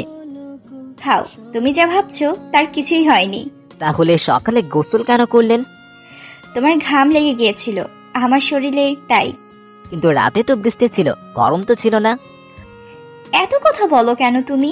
চুপচাপ খাও, বেশি কথা না বলবা না। আচ্ছা, প্রতিবারের মতো এবারও চুপ হয়ে গেলাম। হঠাৎ দরজায় নক পড়লো। দরজা খুলে দেখি বাড়িওয়ালা দাঁড়িয়ে। তাকে ভিতরে আসতে বলে আমি পিছনে দাঁড়ালাম। ভেতরে যাবো না, আমি নিচে অপেক্ষা করতেছি, তুমি আসো। আচ্ছা, আসতেছি। নীলিমা প্রশ্ন ভরা দৃষ্টি নিয়ে তাকালো। আমি তার চাহনি দেখে বললাম, ইন্টারভিউ দিতে যাচ্ছে। ওনার বন্ধুর অফিসে চাকরিটা হয়ে যাবে ইনশাআল্লাহ। ও আচ্ছা, যাও। রেডি হয়ে নিচে গেলাম। উনি গাড়িতে বসে আছে। আমাকে দেখে ইশারায় উঠতে বলল। ওনার পাশে বসে আতরের ঘ্রাণ পেলাম। বেশ ভালো লাগে আতরের ঘ্রাণ। লোকটার দিকে তাকালে সব সময় আমার মাথায় একটা জিনিসই ঘুরে। লোকটা সিঙ্গেল হয়েও মিঙ্গেল ছাড়া বাসা ভাড়া দেয় না কেন? তবে শুনেছি নিচের তলায় একজন থাকে, তার আত্মীয়, তাই রেখেছে। তার ব্যাপার ভিন্ন। কিছু দূরে এগোতেই গাড়ি থেমে পড়লো। বাড়িওয়ালা চাচা গ্লাসের বাইরে মুখ বের করে বলল, অবন্তী, কই যাও? এই তো আঙ্কেল, ভার্সিটি। আমি ওইদিকে যাব, উঠে আসো, ছেড়ে দেই। না, আপনারা যান। তিনজন বসলে সমস্যা হবে। আরে কোনো সমস্যা নেই, তুমি আসো তো। এত দূর তুমি হেঁটে যাবে নাকি? আচ্ছা। গোলকাল মুখ, সাদা চশমা, ঘন চুল, রোদে ঝকমক করছে নাকটা। বেশি লম্বা না, তবে তার গোল আকৃতির মুখে বেশ মানিয়েছে। মেয়েটা আমার পাশে এসে বসতেই বুঝলাম চাচার আতরের গন্ধ হওয়ায় মিলিয়ে গেছে। মিষ্টি একটা দামি ব্র্যান্ডেড পারফিউমের ঘ্রাণে গাড়িটা পরিপূর্ণ। বরাবরের মতোই এবারও বুক ভরা নিঃশ্বাস নিতে ইচ্ছে করবে, তবে অন্যের পারফিউমের ঘ্রাণ কেন নিব, এই চিন্তায় ছোট ছোট নিঃশ্বাস নিতে লাগলাম। মেয়েটার সাথে চোখাচোখি হতেই সে বলল, আমি অবন্তী, আপনি? সানভি। বেশ মজার নাম তো। নামটা আপনার কাছে মজার কেন লাগতো? কারণ এই নামটা মেয়েদের। তো কি হয়েছে, জানিও তো মেয়েদের নাম। তা ঠিক, তবে আপনারটা আনকমন। সেটা জানি। চাচা পরিচয় করিয়ে দিল, মেয়েটা তার ভাইয়ের মেয়ে, ভার্সিটিতে পড়ে, এখানেই থাকে। ওই যে নিচতলায় মেয়েটা, আর আমার পরিচয় দিল সবচেয়ে উপরে তলায় নতুন বিয়ে করা ছেলে। বিবাহিত শুনে মেয়েটা মনে হয় কিছুটা হতাশ হলো, মুখের রিয়াকশন দেখে এমনই মনে হচ্ছে। কিছুদূর গিয়ে মেয়েটা নেমে পড়লো, চাচাও নামলো সামনের সাথে আমিও। বড় একটা বিল্ডিং এ ঢুকলাম, তারপর সোজা 8 তলায়। চাচাই সব ব্যবস্থা করলো, শুধু এটুকু বলল ছেলেটা পালিয়ে এসেছে, কোনো সমস্যা হবে না তো। চাচা বলল ওটার দায়িত্ব আমার, ব্যাস কাল থেকেই জয়েনিং। তবে আমার কাজ 3 দিন দিনে আর 3 দিন রাতে, রাতের 3 দিন বাসা থেকেই কাজ করতে পারবো, বাকি 3 দিন আসতে হবে অফিসে। নতুন একটা ল্যাপটপ হাতে ধরিয়ে দিয়ে কিছু কাজ বুঝিয়ে দিয়ে বাসায় পাঠিয়ে দিল। চাকরি হলো? হয়ে গেছে। বেতন কত? মাস শেষে টাকা হাতে পেলেই বলতে পারবো। ভালো। ক্ষুধা লাগছে প্রচুর, কিছু খাবার আছে?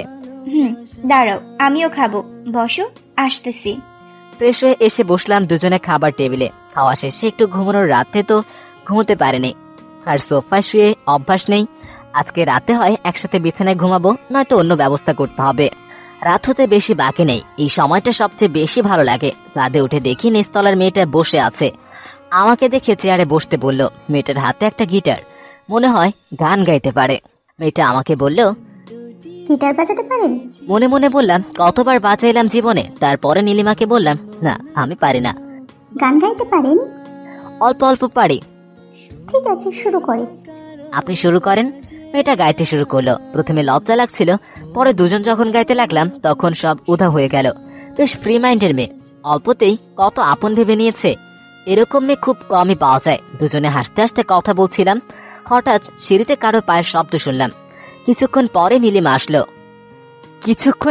নীলিমা আসলো। আমাকে আর তাকে দেখে সে নিচে নেমে গেল। আমি ওটা নিয়ে কিছু না ভেবে মেয়েটার সাথে আড্ডা দিতে লাগলাম। ভালোই লাগছে মেয়েটাকে, বেশ হাসি খুশি, প্রাণবন্ত আর সুন্দরী। আসলে এমন মেয়েরা সুন্দরী হয়। এটার সাথে গল্প করে বেশ ভালোই লাগছিল। যাই, এবার রুমে যেতে হবে, রাত হয়ে গেছে, প্রচুর ক্ষুধাও লেগেছে। তারপর রুমে গিয়ে নীলিমাকে বললাম, নীলিমা কি রান্না করেছেন? ওই, তুই নাম ধরে কেন ডাকলি? কলার চেপে ধরে বলল, সরি আপু, কি রান্না করছেন? রান্না হয় নাই। তোকে কৈফত দিতে হবে নাকি? আজকে রান্না হবে না, যা ঘুমা। নয়তো কি? নয়তো বাল। পিছিয়ে কি বলেন এসব? তুই যদি এখন চুপ না করস তো মাথা ফাটাই দিব। রেগে আছেন কেন? কেউ কিছু বলেছে? দাঁড়া, তুই নড়বি না। আমি দৌড়ে সোফায় গিয়ে শুয়ে পড়লাম, নয়তো মাথা ফাটিয়ে দিবে। বাট হঠাৎ এত রেগে গেল কেন? মেয়েটার সাথে কথা বলতে দেখে নাকি? চলে নাকি তার? তো ভালোই বাসে না, চলবে কেন তাহলে? তার জ্বলছে কিনা জানি না, তবে আমার তো চলছে, মানে এটা আর কি। না খেয়ে থাকতেই পারি না। ওদিকে অনেকক্ষণ না খেয়ে থাকার ফলে গ্যাস্ট্রিকের ব্যথা চিনচিন করছে বুকে। মাঝে মাঝে এমন ভাবে ব্যথা করে যে মনে হয় ভিতরে ছিঁড়ে গেল যেন। লাইট অফ করে সেও শুয়ে পড়েছে, আর আমি সোফায় শুয়ে বুকে হাত বোলাচ্ছি। আস্তে আস্তে বউ আমার ডাক্তারি পড়তেছে, অথচ কেমন শুয়ে আছে এখনো। সোফায় এপাশ ওপাশ করতে করতে একটা সময় নিচে পড়ে গেলাম। শব্দ না হলেও বুঝতে পারলাম সে চোখ মিলে তাকিয়ে আছে আমার দিকে, এমন একটা উচ্চক দৃষ্টিতে তাকিয়ে আছে, একদম মনে হতেই ঘুমানোর চেষ্টা করলাম। যেহেতু খাবার নাই তাই জেগে থাকার কোনো মানেই হয় না, বরং ঘুমোতে পারলে ভালো লাগবে।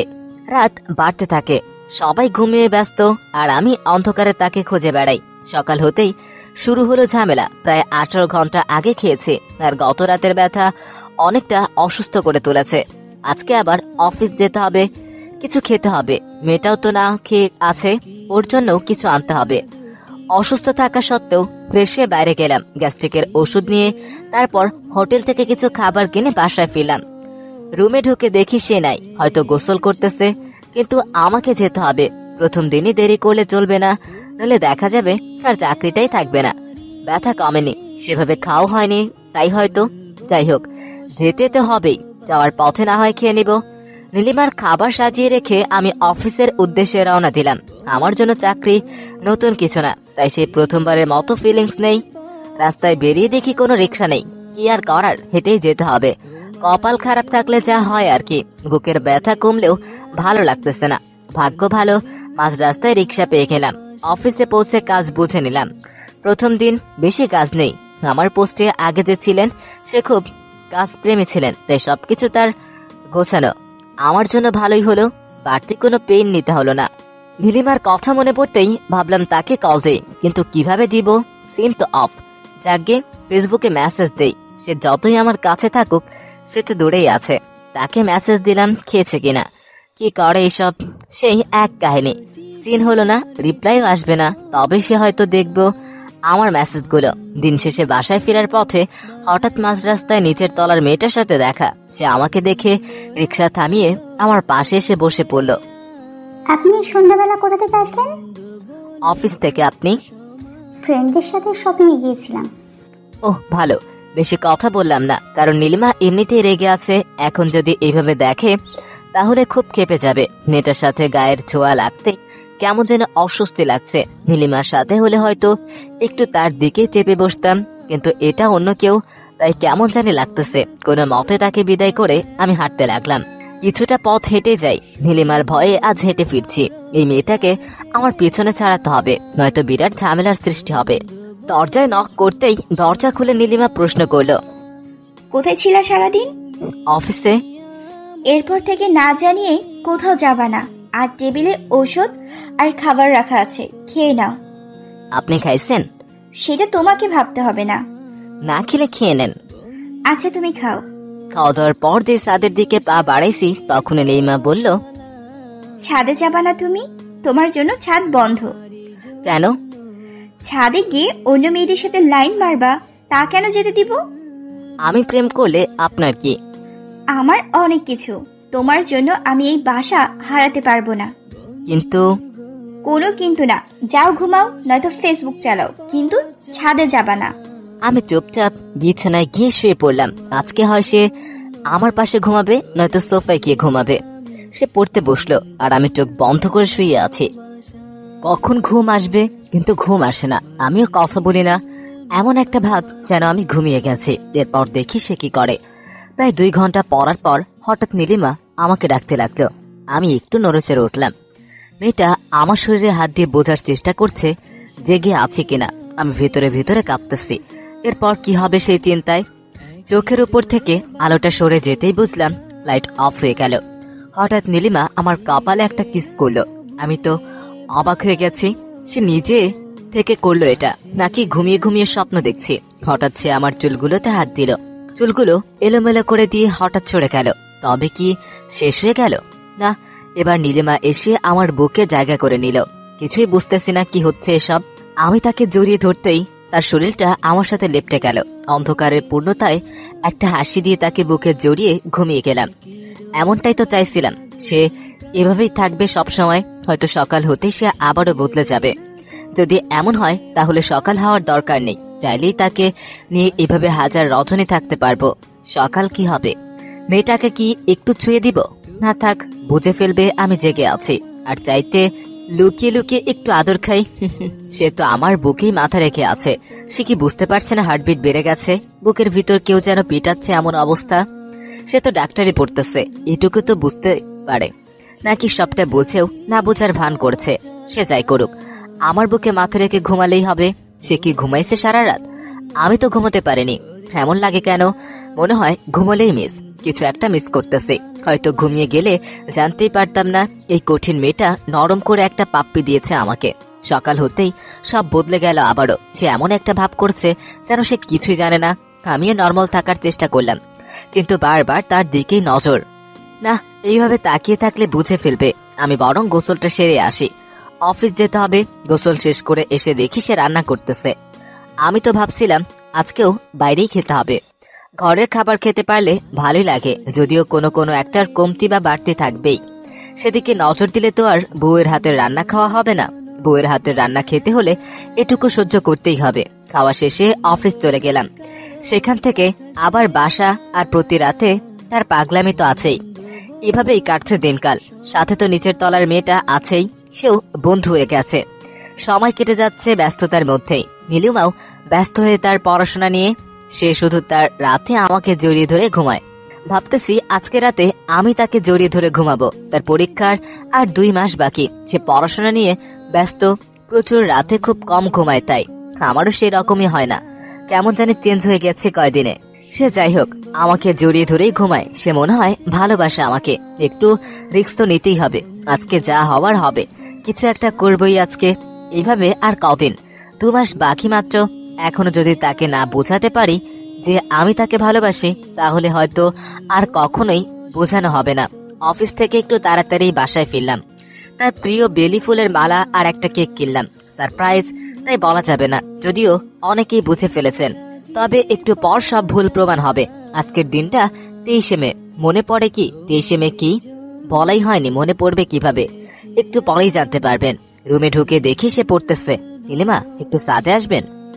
ছাদে কেন? আরে আসেন না, একটু দরকার আছে। ঠিক আছে, আসতেছি, তুমি যাও। না, এখন আসবেন, তাড়াতাড়ি করেন। বাইরে মেঘ ডাকতেছে, বৃষ্টি আসবে মনে হয়। অনেকটা টেনে নিয়েই আসলাম। ছাদের কাছে এসে চোখ বেঁধে দিলাম। কি করছো? চুপচাপ থাকুন। মেয়েটাকে নিয়ে ছাদের মাঝখানে দাঁড় করালাম। ভয় লাগছে না একটু? তাকে নিয়ে কত রাত কাটালাম, কতবার সে আমাকে না জানিয়ে কিস করলো, তার হিসেব নেই। এখন আর ভয় পাওয়ার কি আছে? আমি হাঁটু মুড়ে তার সামনে বসে পড়লাম। এক হাতে বেলি ফুলের মালা আর অন্য হাতে আংটি। তাকে চোখ খুলতে বলে তার দিকে তাকালাম। সে বুঝে গেল আমি কি চাই। গত 4 বছর অনেকবার বুঝিয়েছি, সামনে দাঁড়ানোর সাহস পায়নি। আজকে বলতেই হবে, ভয় নেই কোনো। সে তো আমাকে ভালোবাসেই। সব ভাবনা ভেঙে দিয়ে সে ঠাস করে একটা চড় মারলো। সজরেই মেরেছে, বেশ লেগেছে। ঠোঁটটা অল্প কেটে গেছে। সেটা নিয়ে মাথা ব্যথা নেই আমাদের। আমি জানতে চাচ্ছি মারার কারণ কি। গালে হাত দিয়ে বললাম, আপনি এমন করবেন জানলে কখনো এইখানে আসতাম না। তুমি এমন করলে জানলে আমি একাই আসতাম। তোমাকে ভালো ভাবছিলাম। আর তুমি? তা এখন আমাকে ভালো না বাসার কারণ কি? আমার বয়ফ্রেন্ড আছে, অস্ট্রেলিয়া থাকে। আমার পড়ালেখা শেষ হলে সে আমাকে বিয়ে করবে। বাহ, ভালোই তো। 4 বছর ঘোরালেন আমাকে, বাড়ি থেকে পালালেন আমাকে নিয়ে, বিয়েটাও আমাকেই করলেন। আর এখন বয়ফ্রেন্ড চলে এলো অস্ট্রেলিয়া থেকে। বাহ। দেখো, এত কথা বলবা না, নইলে থাপ্পড় আরো কয়টা তোমার গালে পড়বে। থাক, আর কিছু বলতেও চাই না। ভুল আমারই বোঝা উচিত ছিল। কি বোঝা উচিত ছিল? কিছু না, বলেই ছাদ থেকে নেমে আসলাম। আগে বলতে পারতো এই কথা। আর এত অভিনয় বা কি দরকার ছিল? এভাবে কষ্ট না দিলেও পারতো। আর যা যা করলো, কিস, জড়িয়ে ধরে ঘুমানো, আরো কত কি, এসব কি সব মিথ্যে ছিল? নাকি ব্যবহার করে ছেড়ে দিল? যদি বয়ফ্রেন্ডই থাকতো তো এসব করার কি দরকার ছিল? ইচ্ছে হইতেছে তার গালে ঠাস করে কয়টা চড় দিতে। ভালোবাসবেই না যেহেতু, তাহলে আমাকে নিয়ে খেললো কেন? আমি নিজেও তো বোকা। তার ছলনায় কেনই বা পা দিলাম? যাই হোক, যা করার তা তো করেই ফেলেছি। ওটা নিয়ে ভেবে কোনো লাভ নেই। পাগল ছিলাম তার জন্য, তাই সেও আজ পাগল বলেই দূরে ঠেলে দিল। আমার কি এখান থেকে চলে যাওয়া উচিত? আর তো মাত্র কয়টা দিন থেকেই যাই। 2 মাস সময় সে থাকুক চোখের সামনে, তারপর সে অন্য কারো হয়ে যাবে। ভালো লাগতেছে না, ছাদে যাব আবারও। সে নিচে নামতেই আমি ছাদে চলে গেলাম। কান্না পাচ্ছে না মোটেও। অবহেলায় অভ্যস্ত, তবে এরকম ভাবে না। তবুও শুয়ে যাচ্ছে। তবে কষ্ট হচ্ছে এটা ভেবে সে অন্য কাউকে ভালোবাসে। আমি সেটা জানি না। আর দোষ তাকে দিয়ে লাভ নেই। ব্যর্থতা তো আমারই। আমি বোঝাতে পারিনি ভালোবাসে তাকে। শুধু ভালোবেসে গেছি পাগলের মতো। আকাশ মেঘলা, বৃষ্টি নামবে মনে হয়। আগামীকাল শুক্রবার, অফিস নেই। মেয়েটা বৃষ্টি নামলেই ভিজতে চাইতো। আজও কি ভিজবে? মনে হয় না। সে যাই করুক, তাকে নিয়ে আর ভাববো না আমি। তাকে নিয়ে ভাবার লোক আছে এখন। যদি জানতাম সে অন্য কাউকে ভালোবাসে তো 4 বছর আগেই ছেড়ে দিতাম। কষ্ট করে এই পর্যন্ত আনতে হতো না রিলেশনটাকে। বাসায় কল দিয়ে সত্যিটা বলা দরকার। সত্যি না মিথ্যাটা বলতে হবে। সত্যি বললে তো আবারও ঝামেলায় পড়বে। আমি চাই না আমার জন্য সে ঝামেলায় পড়ুক। আমি আর বাসায় যাব না। এই শহরটা ভালো লেগে গেছে, সাথে চাকরিও আছে, এখানেই থেকে যাব আমি। ফোনটা হাতে নিয়ে নাম্বার ডায়াল করলাম। বারবার মনে হচ্ছিল না বলাই ভালো, তারপরেও শেষমেশ কল দিলাম। হ্যালো। হ্যাঁ বাবা বল। আম্মু, তোমাকে একটা কথা বলা হয়নি। কি কথা? আসলে নীলিমা আছে না, ওকে নিয়ে পালিয়ে এসেছে ঠিকই, তবে বিয়ে করেনি। সে শুধু তার পড়ালেখা শেষ করার জন্য আসছে। আমরা একে অপরকে ভালোবাসি না, শুধুমাত্র তার হেল্প করেছে আমি। কি বলতেছিস এসব? সেদিন বললে বিয়ে করেছিস, আবার আজকে বলিস করস নাই। আব্বুকেও বলে দিও, সে তো আর আমার সাথে কথা বলবে না, তুমি জানিয়ে দিও। আচ্ছা, কিন্তু মেয়েটা কেমন আছে? ভালোই আছে। আচ্ছা আম্মু, আমি পরে কল দিবনে। আচ্ছা, সাবধানে থাকিস। আচ্ছা। খেয়াল করি নাই, কথা বলতে বলতে চোখের কোণে পানি জমে গেছে। এই চোখে মেঘ জমেছে, যখন তখন বৃষ্টি নামতে পারে। আকাশের বৃষ্টিও নামুক, একসাথে দুই বৃষ্টি, একটার পানি মিষ্টি, আরেকটা নোনতা। পার্থক্য এখানেই। জীবনটাও এরকমই, একদিকে মিষ্টি পানি, আরেকদিকে নোনা। যতই মিষ্টি পানির দিকে যাওয়ার চেষ্টা করবে নোনা পানি তোমার দিকে ততটাই এগিয়ে আসবে। এই বাড়ির ছাদে মনে হয় কেউ ওঠে না, সব সময় ফাঁকাই পড়ে থাকে। না, আর থাকা যাবে না। ছাদে বৃষ্টি নামবে, ক্ষুধাও লাগছে প্রচুর। আজ থেকে আর কষ্ট করে দুজনের খাবার রান্না করতে হবে না তাকে। খাবারটা আমি চালিয়ে নিব। সে খেয়ে নিয়েছে, আমার খাবারটা টেবিলে রাখা আছে।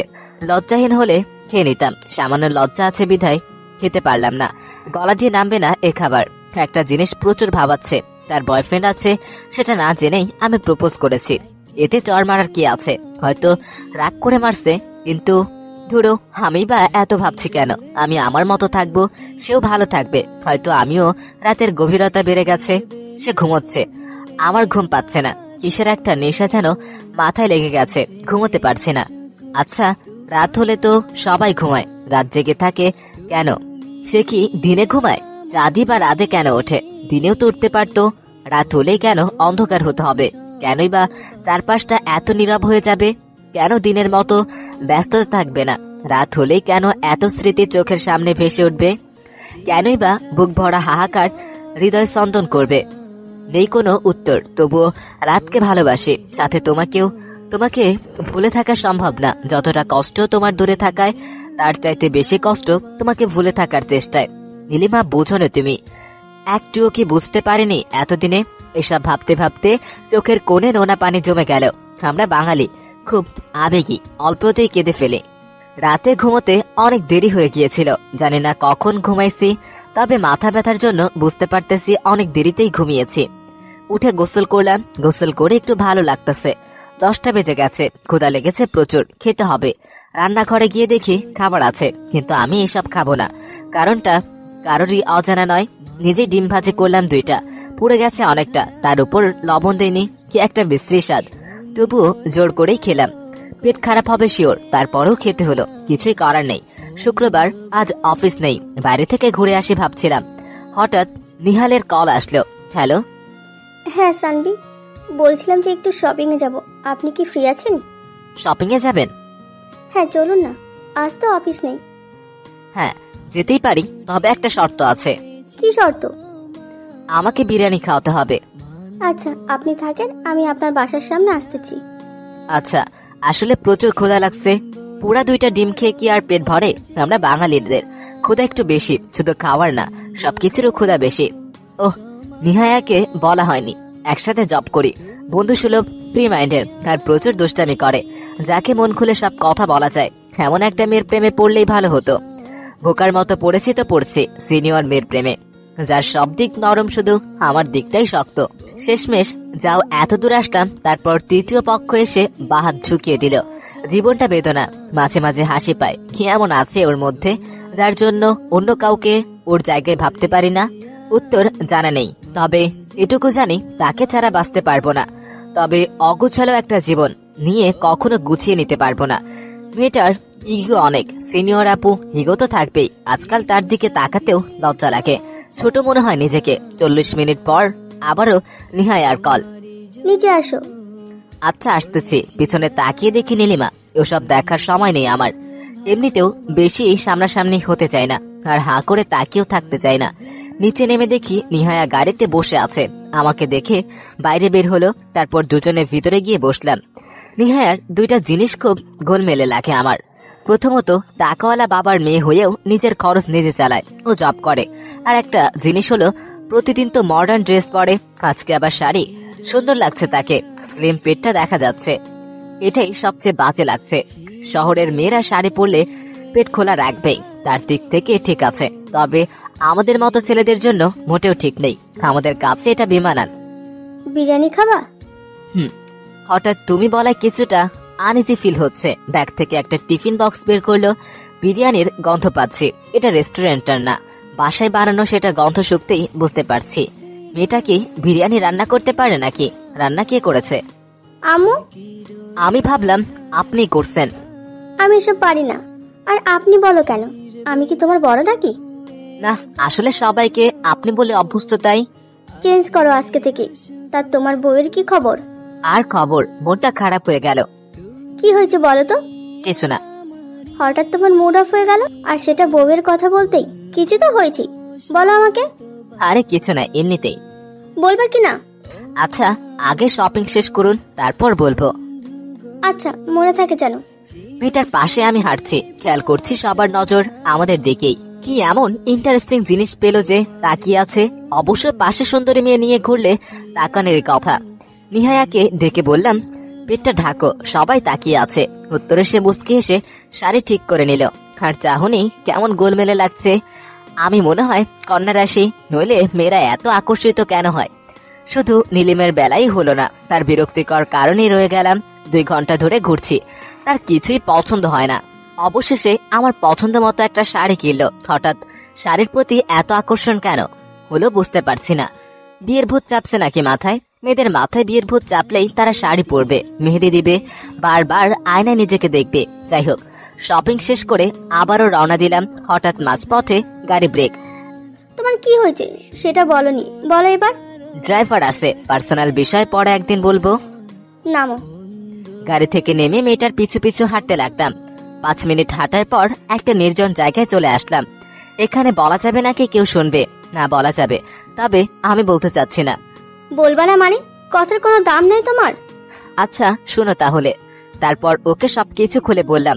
বলতে বলতে কখন চোখে পানি জমে গেছে বুঝতে পারিনি। মেয়েটার চোখেও পানি। হয়তো আমার গল্পটা একটু ইমোশনাল, তবে নীলিমার চোখে কখনো পানি দেখিনি। তুমি এত ভালোবাসার বড় মেয়েটা বুঝলো না? দেখো, দোষটা ওর না। সবাই যে সবাইকে ভালোবাসবে তা কিন্তু না। আমি যেমন তাকে ভালোবাসি, সেও আরেকজনকে বাসে। আমি যেমন তাকে ছাড়া নিজেকে ভাবতে পারি না, তেমনি সেও তো ভালোবাসে আরেকজনকে। তার দিকটা বুঝতে হবে। আচ্ছা চলো, মাথা ব্যথা করতেছে, রাতে ঘুম হয়নি। তুমি এত কষ্ট চেপে রাখতে পারো, বাইরে থেকে বোঝা যায় না। তোমাকে সবসময় হাসি খুশি দেখতাম। বাদ দাও তো। বাসায় যাবা তুমি নাকি আমি একাই যাব? আচ্ছা চলো। সারাটা পথ তার দৃষ্টি আমার উপর থেকে সরেনি, এজন্যই বলতে চাইনি। বেশিরভাগ মেয়ে এমন ছেলেকে ভালোবাসে যার বাজে একটা অতীত থাকে। আপনি ফেসবুকে স্যাকা খাওয়া পোস্ট দিন, আপনার ডিপ্রেশন কাটানোর জন্য দেখেন কত মেয়ে মেসেজ দেয়। বাসার সামনে এসে নামিয়ে দিল নিহায়া। শুক্রবারের নামাজটা মিস হয়ে গেছে আজ। অন্যদিন হলে নীলিমা জিজ্ঞেস করতো কোথায় গিয়েছিলাম, কিন্তু আজ করবে না। করলেও উত্তর পাবে না। রুমে ঢুকে দেখে ফোনে কথা বলছে। কার সাথে কথা বলছে সেটা বুঝতে বেশি সময় লাগলো না। সে যার সাথে কথা বলুক, আমার আর বলার কিছু নাই। একটু একটু করে কাছে যাওয়ার চেষ্টা করছিলাম, কিন্তু আবারও সে দূরেই আসতে হলো। আমারও চেষ্টা করা উচিত তাকে ছাড়া থাকার। 2 মাস তো মাত্র, তারপরই সে অন্য কারো। অবশ্য এখনো বা আমার কই, বরাবরই অন্য কারো। আফসোস থেকেই যাবে তাকে নিয়ে। তবে সে ভালো থাকলে আমার কিছু লাগবে না আর। প্রতিটা ছেলেই চায় তার ভালোবাসার মানুষটা সুখে থাকুক, সেটা হোক তাকে ছাড়াও। যদি ছেলেটা তাকে ভালোবাসে তবেই। ভালোবাসা তো তখন সার্থক হবে যখন প্রিয় মানুষটার মুখে হাসি ফোটাতে পারবেন। তাকে কাঁদিয়ে ভালোবাসা প্রমাণ করতে চাওয়া বোকামি ছাড়া আর কিছুই না। তোমাকেও আমি ততটাই চাই যতটা চাইলে তোমার হাসিতে আমি হাসবো। হোক না তোমার হাসির কারণ অন্য কেউ, তাতে কি? লুকিয়ে থেকে তোমার হাসির মূল কারণটা আমিই থাকবো। তুমি জানতেও পারবে না। মেয়েটার দিকে তাকাবো না ভেবেও একবার দেখার জন্য তাকালাম। তার মুখে হাসি আর আমার বুকে হাহাকার। ইস, এই হাসি মাখা মুখটা যদি বুকে চেপে রাখতে পারতাম, যদি এই অবুঝ মনের আর্তনাদ সে বুঝতো, তবে আজ তার পুরো অধিকারটা আমারই থাকতো। তার মায় আটকে গেছে। ছাড়তে পারলে ভালো, না পারলে কাঁদতে হবে সারা জীবন। নীলিমা, তুমি কি বুঝো না কিছুই? সত্যি কি বুঝো না? শুধু একটা বার বোঝার চেষ্টা করো, আর অন্য কারো হতে পারবে না। মেয়েটার দিকে তাকিয়ে ভাবনায় পড়ে গিয়েছিলাম। ঘোর কাটতেই বুঝলাম তাকে লুকিয়ে তার দিকে তাকানো অসম্ভব। সে কিছু বলল না, বললাম না আমিও। সে থাকুক, এভাবেই হোক না অন্য কারো। অনেক কথা বলার আছে, মুখ দিয়ে বেরিয়ে যাচ্ছে যেন কথা, তবুও জোর করে চেপে আছে। জমা থাকুক সব। তার বিয়ের পর চোখ বন্ধ করে শুয়ে আছে, যাতে তার অমন অদ্ভুত চাহনি না দেখতে হয়। কেমন জানি লাগে সে তাকালে। এর চাইতে ভালো চোখ বন্ধ করে থাকা। ভাবনাতে তুমি নীলিমা। ঘুম কি আসবে? হয়তো আসবে, হয়তো না, কিন্তু ভাবনাতে তুমি আসবেই। পুরোটা ঘিরেই তো তুমি। না, ছন্দ আর মেলে না। শব্দগুলো জটিল লাগে তার বিরহে, কেমন জানি গুলিয়ে যায়। সন্ধে হতেই ঘুম ভেঙে গেল। বুঝতে পারতেছি না সন্ধে না সকাল। আমার প্রায়ই এমন হয়, বিকেলে ঘুমালে মনে হয় সকাল হয়ে গেছে। অবশ্য সকাল হলে খারাপ হতো না, রাত হলে তো তার ভূত মাথায় চাপে। তাকে দেখলাম রান্না করতেছে, আমাকে দোকানে যেতে হবে খাবার আনতে। ঘুম থেকে ওঠার পর স্বভাবতই ক্ষুধা লাগবে আমার। বাসা তো থাকতাম রাজপুত্রের মতো। আমি ঘুমালে আম্মু খাবার রেখে যেত আমার রুমে। এখানে না আছে আম্মু, না আছে বউ, খাবার কে রাখবে? হাত মুখ ধুয়ে বের হতেই ধাক্কা লাগলো নীলিমার সাথে। সেও ঢুকছিল, আমিও বেরোচ্ছিলাম। জানি না দোষকার, তবুও সরি বলে চলে আসলাম। কথা না বাড়ানোই ভালো। তাকিয়েছিলাম তার চোখের দিকে, বুঝিনি তার চোখের ভাষা। থাক, আর বুঝে কি হবে? বাঙালির আবেগ বেশি, ভালোবাসাও বেশি, আবার অভিমানটাও তার চেয়েও বেশি। তার চেয়ে বেশি জেদ। অভিমান ভাঙানো যায়, কিন্তু জেদ সেটা অত সহজ নয়। বাঙালি আবার চেঁচড়ামিতে পাকা, বিশেষ করে ছেলেরা। একটা মেয়ের জন্য কি যে কি করতে পারে তার কোনো হুদিস নেই। আমিও ব্যতিক্রম নেই। অনেক কিছুই করেছি তোমার জন্য, এখনো অনেক করা বাকি, কিন্তু আমি কি আর পারবো? তার আগেই জেদ চেপে গেছে তোমাকে ভালো রাখার। হোটেলের খাবার আমার ভালো লাগে না, শুধু বিরিয়ানি ছাড়া। সবসময় তো আর বিরিয়ানি খাওয়া যাবে না, যা আছে তাই খেতে হবে। পকেটে টাকা কম, এভাবে আর 3 দিন চলবে, তারপর না খেয়ে চলতে হবে। খেতে বসছি, এমন সময় ফোনটা বেজে উঠলো। নাম্বার না দেখে রিসিভ করলাম। হ্যালো। কোথায় তুমি? হোটেলে। কেন? আঙ্কেল আসছে, বাড়িওয়ালা, তোমাকে বাসায় আসতে বলতেছে। আচ্ছা, কি আর করার। ক্ষুধা থাকা সত্ত্বেও না খেয়ে বাসায় ফিরলাম। অবশ্য রাতের জন্য নিয়েছি। আঙ্কেলটা অনেক ভালো, তাই উনি ডাকলে আর দেরি করি না। অনেকটা অবাক আমি নীলিমার এমন কথাবার্তায়। হয়তো আঙ্কেল আছে, তা না হইলে খোঁজে নিত না। দেখে গিয়ে আঙ্কেল কি বলে। আসসালামু আলাইকুম। ওয়ালাইকুম আসসালাম। কোথায় গিয়েছিলে সন্ধ্যাবেলা? একটু বাইরে গিয়েছিলাম আঙ্কেল। আচ্ছা, আগে মিষ্টি খাও, তারপর বাকি কথা বলতেছি। কিসের মিষ্টি আঙ্কেল? খাও তো আগে। এবার বলুন। নিচের তলা যে মেয়েটা থাকতো অবন্তী নাম, তার বিয়ে বৃহস্পতিবার, আর সবকিছু এখানেই হবে। আমি তোমাকে সবকিছু দেখাশোনার দায়িত্ব দিতে চাই। আমি একা মানুষ, এত কিছু কিভাবে সামলাবো? আপনি টেনশন করেন না, আমি দেখে নিব সব। আমার জন্য ভালো, একটু ব্যস্ত থাকবো। কথাটা বলে নীলিমার দিকে তাকালাম। তার মুখে হাসি। বিব্রত হয়ে আমিও হাসলাম। শুধুই লোক দেখানো হাসি, আর কিছু না। আঙ্কেলের সাথে অনেকক্ষণ গল্প করলাম। মনটা কিছুটা হলেও হালকা হলো। বৃহস্পতিবার মানে আর 5 দিন কাজ শুরু করে দিতে হবে। অফিস থেকে ছুটি নিতে হবে। বাসায় আসার পর থেকেই পারফিউমের ঘ্রাণ পাচ্ছিলাম নীলিমার, হয়তো তবে ঘ্রাণটা মিষ্টি। আজ সে আমার বুকে মাথা রেখে ঘুমালে বুক ভরে ঘ্রাণটা নিতে পারতাম। ইচ্ছেটা অনেক বড়, তবুও পূর্ণ হলো খারাপ হতো না। যাই হোক, এসব ভেবে আর লাভ নেই। এই ইচ্ছেটা তার পূরণ হবে না। রাতের জন্য কেনা খাবারটা খেয়ে ঘুমানোর চেষ্টা করলাম। আজ কেমন ঘুমটা খুব তাড়াতাড়ি চলে আসলো। সকালে ঘুম ভাঙতেই চোখ পড়ল নীলিমার দিকে। বাচ্চা মেয়ের মতো গুটিসুটি মেরে ঘুমোচ্ছে। যদিও শীতকাল না, তবুও সকালবেলা একটু ঠান্ডা লাগে। তারপরেও ফ্যান চলছে ফুল স্পিডে। সে কাঁপতেছে। কাঁথাটা তার গায়ে দেওয়ার সময় খেয়াল করলাম তার গায়ে জ্বর প্রচন্ড। প্রিয়জনের অসুস্থতার রাগ আর থাকে না। আমিও পারলাম না, জ্বরটা একটু বেশি ছিল। তার গায়ে কাঁথাটা চাপিয়ে দিয়ে বসকে ফোন দিলাম। আসসালামু আলাইকুম। ওয়ালাইকুম আসসালাম। স্যার, আমার বউয়ের খুব জ্বর, আর আপনার বন্ধুর বাসায় তো বিয়ে, তাই স্যার 10 দিনের ছুটি চাই আমার। 10 দিন একটু বেশি হয়ে যায় না? স্যার, বিয়ের পর সব কাজ আমার উপর, একটু বোঝার চেষ্টা করুন। আচ্ছা, 10 দিন পরই নতুন প্রজেক্ট নিয়ে কাজ শুরু করব তাহলে। ধন্যবাদ স্যার। It's okay. ডাক্তারকে কল দেওয়ার সময় মনে পড়লো সে নিজেই ডাক্তারি পড়তেছে, তাহলে এসব ওষুধ তার কাছে থাকবে শিওর। তার ব্যাগ হাতে ওষুধ পেলাম, কিন্তু খাবার তো নেই। বাইরের খাবারও তো খাওয়া যাবে না। তার যদি আরো শরীর খারাপ হয়। এই ভেবে রান্নাঘরে ঢুকে পড়লাম। এতদিন তো বেহায়ার মতো কত কিছুই করলাম, আজও না হয় করি। সে না মানুক, আমি তো তাকে ভালোবাসি। ডিম ভাজি করলাম 2টো। জ্বর আসলে খাওয়ার রুচি কমে যায়, তাই বেশি কিছু রান্না করলাম না। এতেই কাজ চলে যাবে তার। আমি বাইরে থেকে খেয়ে নিব। হাত মুখ ধুয়ে তাকে ডাকলাম। কি বলে ডাকবো সেটা ভাবতে লাগলাম। বউ তো আর বলা যাবে না, না ডাকা যাবে নাম ধরে। আপু বলাটাই বেটার। না থাক, আপু বলতে পারবো না। জোরে চিল্লাই তাহলে কি উঠবে? পরে আবার থাপ্পড় মারবে। দেখে দেখি ওঠে কিনা। এই যে শুনছেন, উঠুন, সকাল হয়ে গেছে। গায়ে হালকা ধাক্কা দিতেই নীলিমার ঘুম ভেঙে গেল। জ্বরে তার মাথা ভারী হয়ে আছে মনে হয়, মাথা তুলতে পারছে না।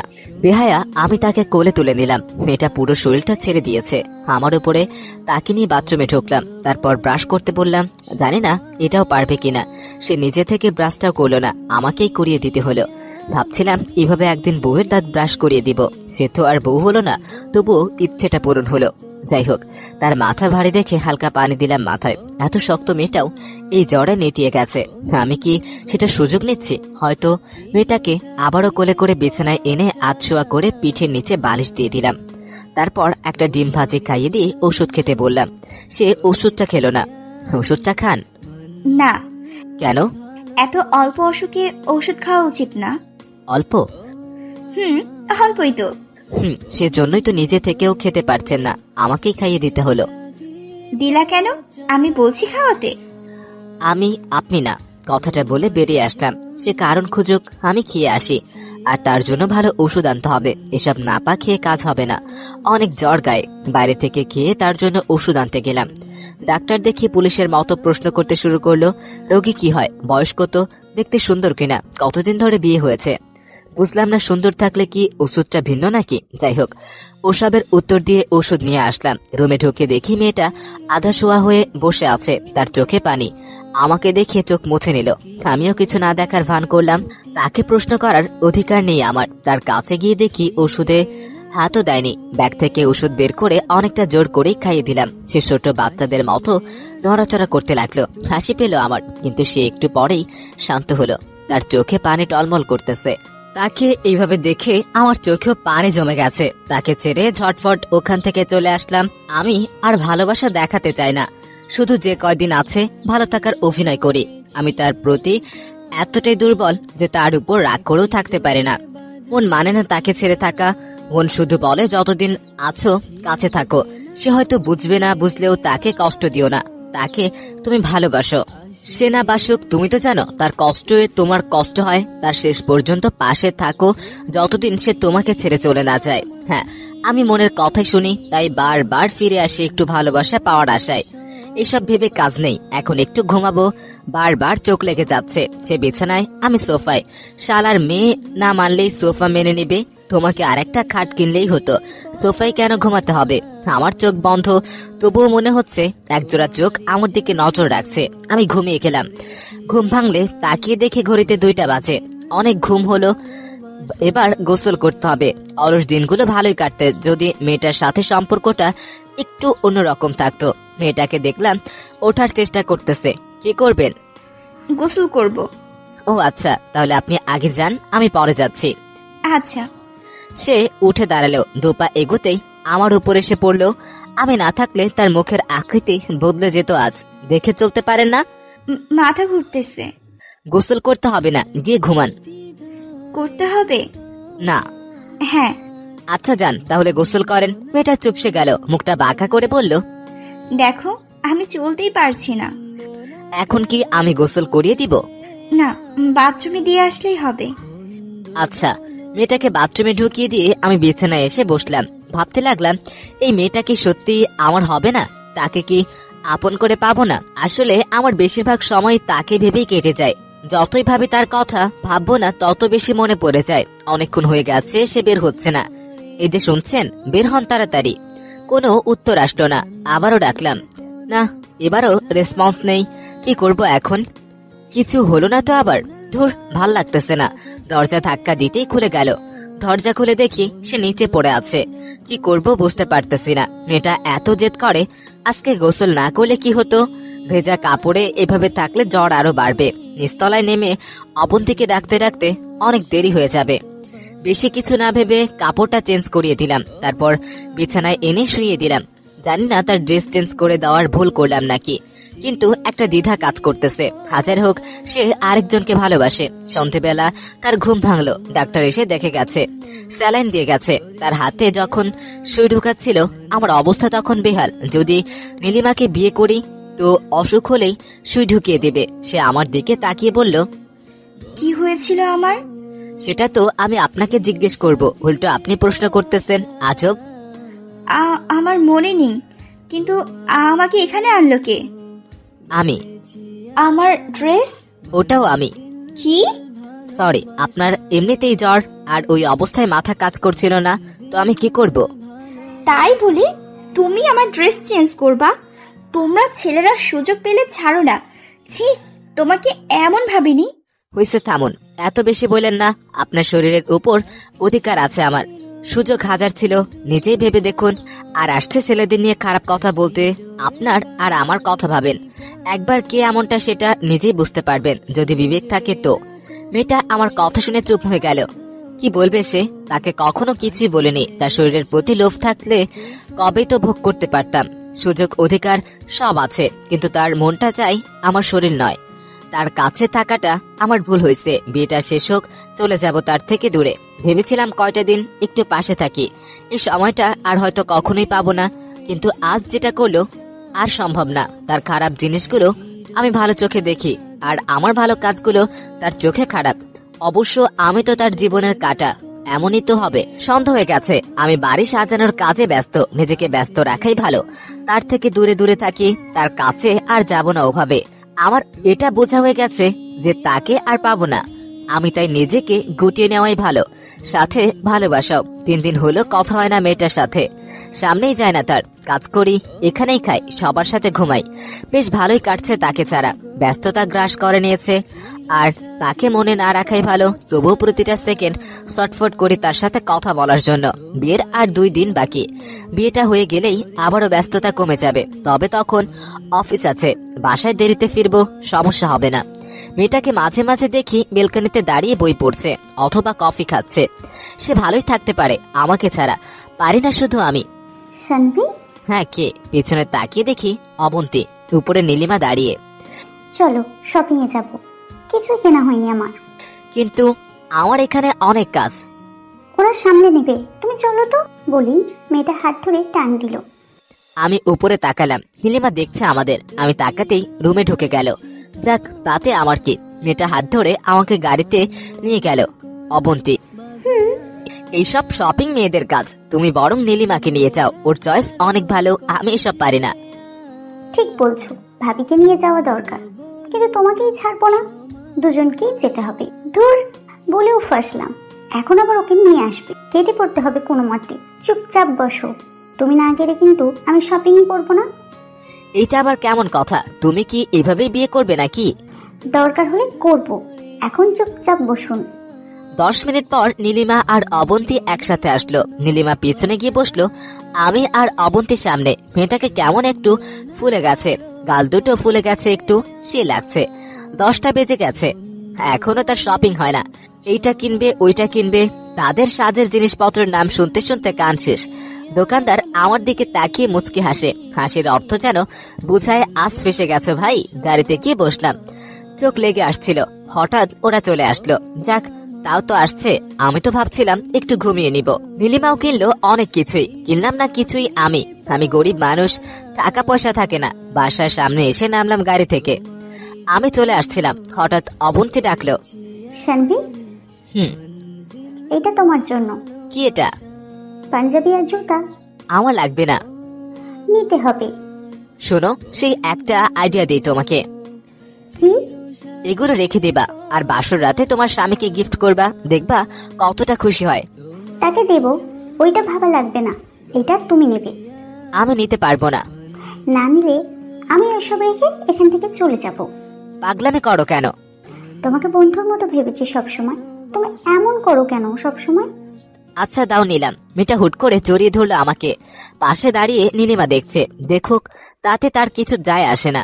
এই ছাড়ো পাগলি মেয়ে, এভাবে জড়িয়ে ধরো, পরে বিয়েটা ভেঙে যাক। ভাঙলে ভাঙুক, তোমাকে বিয়ে করে নিব। যদি নীলিমা আপুর আপত্তি না থাকে তো। আচ্ছা যাও ঘুমাও, অনেক ঘুরেছো আজ, আমারও অবস্থা খারাপ। আচ্ছা। নীলিমার দিকে তাকিয়ে দেখি সে রেগে আছে। বুঝলাম না এইখানে তার রাগার কি কারণ। ব্যস্ততায় কেটে গেল আরো একদিন। আজ গায়ে হলুদ অবন্তীর। আমি কখনো এদিকের বিয়ে দেখি নাই, বেশ মজাই হবে মনে হয়। সবাইকে কার্ড পাঠানো হয়ে গেছে। আঙ্কেল বলল আমার বন্ধুদেরকেও ইনভাইট করতে। নিহায়া আর অফিসের 2-1জনকে কার্ড পাঠালাম। এছাড়া বেশি কাউকে চিনি না আমি, তেমন কারোর সাথে মিশি না, চিনব কিভাবে? হলুদে কেউ আসবে না, আসবে শুধু নিহায়া। যাক ভালোই হলো, একজনের সঙ্গ তো পাওয়া যাবে অন্তত। সন্ধ্যাবেলা সবাই হাজির। হঠাৎ সামনে তাকিয়ে চমকে গেলাম। 2টা পরেই একসাথে শাড়ির কুচি ঠিক করতেছে, চুলগুলো সামনে চলতেছে, নিচের ঠোঁটটা হালকা চাপা, কেমন একটা লাগছে।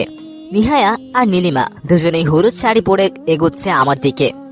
বিভ্রান্তকর পরিস্থিতিতে পড়ে গেলাম, কে আসবে আমার কাছে আর কাকেই বা কি বলবো। হঠাৎই নিহায়া এগিয়ে এলো।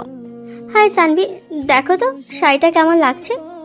অস্থির লাগতেছে, তবে একদিন বলেছি এভাবে পেট বের করে শাড়ি পরবা না। নিহায়া আজ মুচকি সে শাড়ি ঠিক করে নিল। তোমার শাসনগুলো ভালোই লাগে।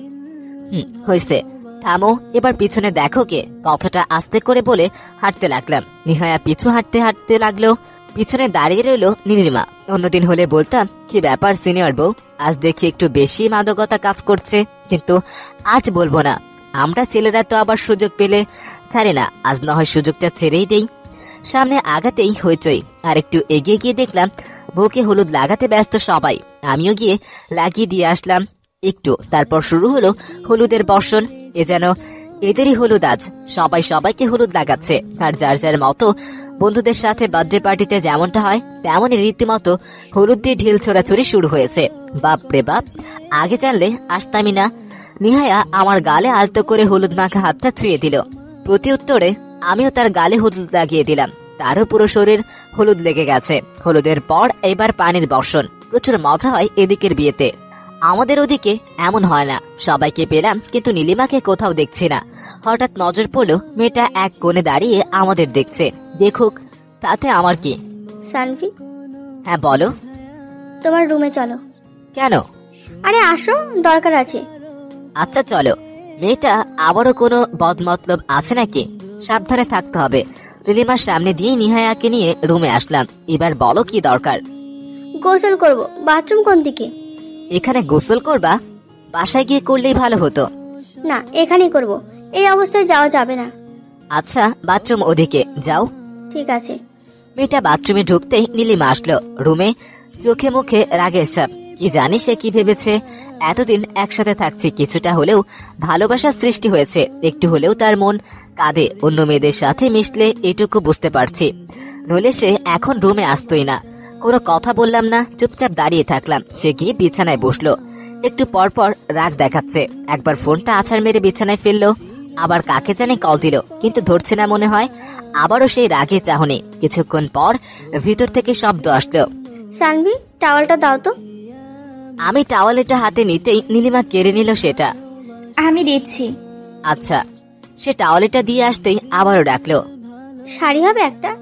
বলে ব্যাগ থেকে নীলিমার জন্য কেনা কালো শাড়িটা বের করে নীলিমার হাতে দিলাম। শাড়িটা হাতে নিয়ে নীলিমাকে যেন ভাবলো, তারপর নিহায়াকে দিল। 5 মিনিট পর নিহায়া বের হয়ে এলো। ভেজা চুলের পানি গড়িয়ে পড়ছে গাল বেয়ে। অসম্ভব সুন্দর লাগছে তাকে। হয়েছে? হলো তো। বসো এখানে, ওনার সাথে আড্ডা দাও, আমি আসতেছি একটু। নিচে গিয়ে 3 জনের জন্য খাবার আনলাম আর 2টা ড্রিঙ্কস। নীলিমা সে তো মেডিকেলের স্টুডেন্ট, তাই এসব খায় না। আমি আর নিহায়া তো প্রচুর খাই। 3 জনে একসাথে খেতে বসলাম। নীলিমাও স্বাভাবিক আচরণ করতে লাগলো, কিন্তু হঠাৎ চমকে দিল। আমার আধা খাওয়া ড্রিঙ্কসটা সে খেয়ে নিল। বুঝলাম না এমন কেন করলো। হয়তো গলায় আটকে গিয়েছিল। ফ্রিজ থেকে তার জন্য ঠান্ডা পানি আনলাম। তারপর বললাম, ও তোমাদের পরিচয় করানোই তো হয়নি। নিহায়া আমার একসাথে কাজ করি, আর সে আমার ভালো বন্ধু। আর উনি হলো নীলিমা। কথার মাঝে নীলিমা বলল, আমি নীলিমা, সানভির বউ। পরিচিত হয়ে ভালো লাগলো। আমারও। বুঝতেছি না আজ সবকিছু এরকম উল্টাপাল্টা কেন হচ্ছে। বিয়ের দিন সকাল থেকেই প্রচুর ব্যস্ততা আমার। সবকিছু ঠিকঠাক আছে কিনা সব আমাকেই দেখতে হচ্ছে। এদিক ওদিক ছোটাছুটিতে সময় কেটে যাচ্ছে। নীলিমাকে কয়েকবার দেখেছি বেলকনিতে দাঁড়িয়ে থাকতে। আমি লুকিয়ে দেখেছি, সরাসরি তাকাইনি। দুপুরবেলা ছেলে পক্ষের লোকজন আসলো। সবাইকে খাওয়ানোর দায়িত্বটাও আমার কাঁধেই বলতে গেলে বিয়ের সবটা আমাকেই করতে হয়েছে। ছেলে পক্ষের খাওয়ানো শেষ করে এবার মেয়ে পক্ষের লোকজনদের খাওয়ানোর পালা। সব বিয়েতেই এমন হয়, আগে ছেলে পক্ষ খাবে, তারপর মেয়ে পক্ষ। প্রথম সারের কর্নারের টেবিলটাতে নীলিমা, নিহায়া আরো কিছু লোকজন বসেছে। নীলিমা আর নিহায়াকে দেখে মনে হচ্ছে দুজনের মধ্যে ভালো বন্ধুত্ব হয়ে গেছে ইতিমধ্যেই। মেয়েরা কিভাবে এত তাড়াতাড়ি মানুষের সাথে মিশে যায় আমার জানা নেই। মাত্র কয়েক ঘন্টার পরিচয়ে তাদের দেখে মনে হচ্ছে না জানি কত দিনের ফ্রেন্ডশিপ তাদের। যাই হোক, আমার কাজ খাওয়ানো, আমি খাইয়ে যাই, ওদিকের কথা ভেবে কাজ নেই। ওদের টেবিলের দায়িত্বটা আমি নিলাম। নিহায়া ঢাকার মেয়ে, সবসময় কেমন একটা আধুনিক ভাব, আর নীলিমা সিম্পল। নীলিমাকে এই জন্যই বেশি ভালো লাগে আমার। দুজনকে খাবার দিলাম বেশি বেশি। আমার জানি নীলিমা বেশি খেতে পারবে না, গরুর মাংস তো আরো খেতে পারে না, তবুও বেশি করে ঢেলে দিলাম। সে আমার দিকে রাগী লুক নিয়ে তাকালো। আমি মুচকি হাসলাম। বহুত পেন দিয়েছ তুমি, এবার তোমাকেও একটু দেই, যদিও এটা তার তুলনায় একটা চিনির দানার সমান মাত্র। নিহায়া ডাকলো। সানভি, হ্যাঁ বলো। তুমিও বসে পড়ো, তুমিও তো না খেয়ে আছো। তোমরা খাও, আমি সবার খাওয়া শেষ হলে খাবো। এদিকে আসো। আমি নিহায়ার কাছে গেলাম। হ্যাঁ করো। তোমরা খাও, আমি খেয়ে নিব বললাম তো। যা করতে বলছে করো। কি আর করার, নিহায়া খাইয়ে দিল নীলিমার সামনেই।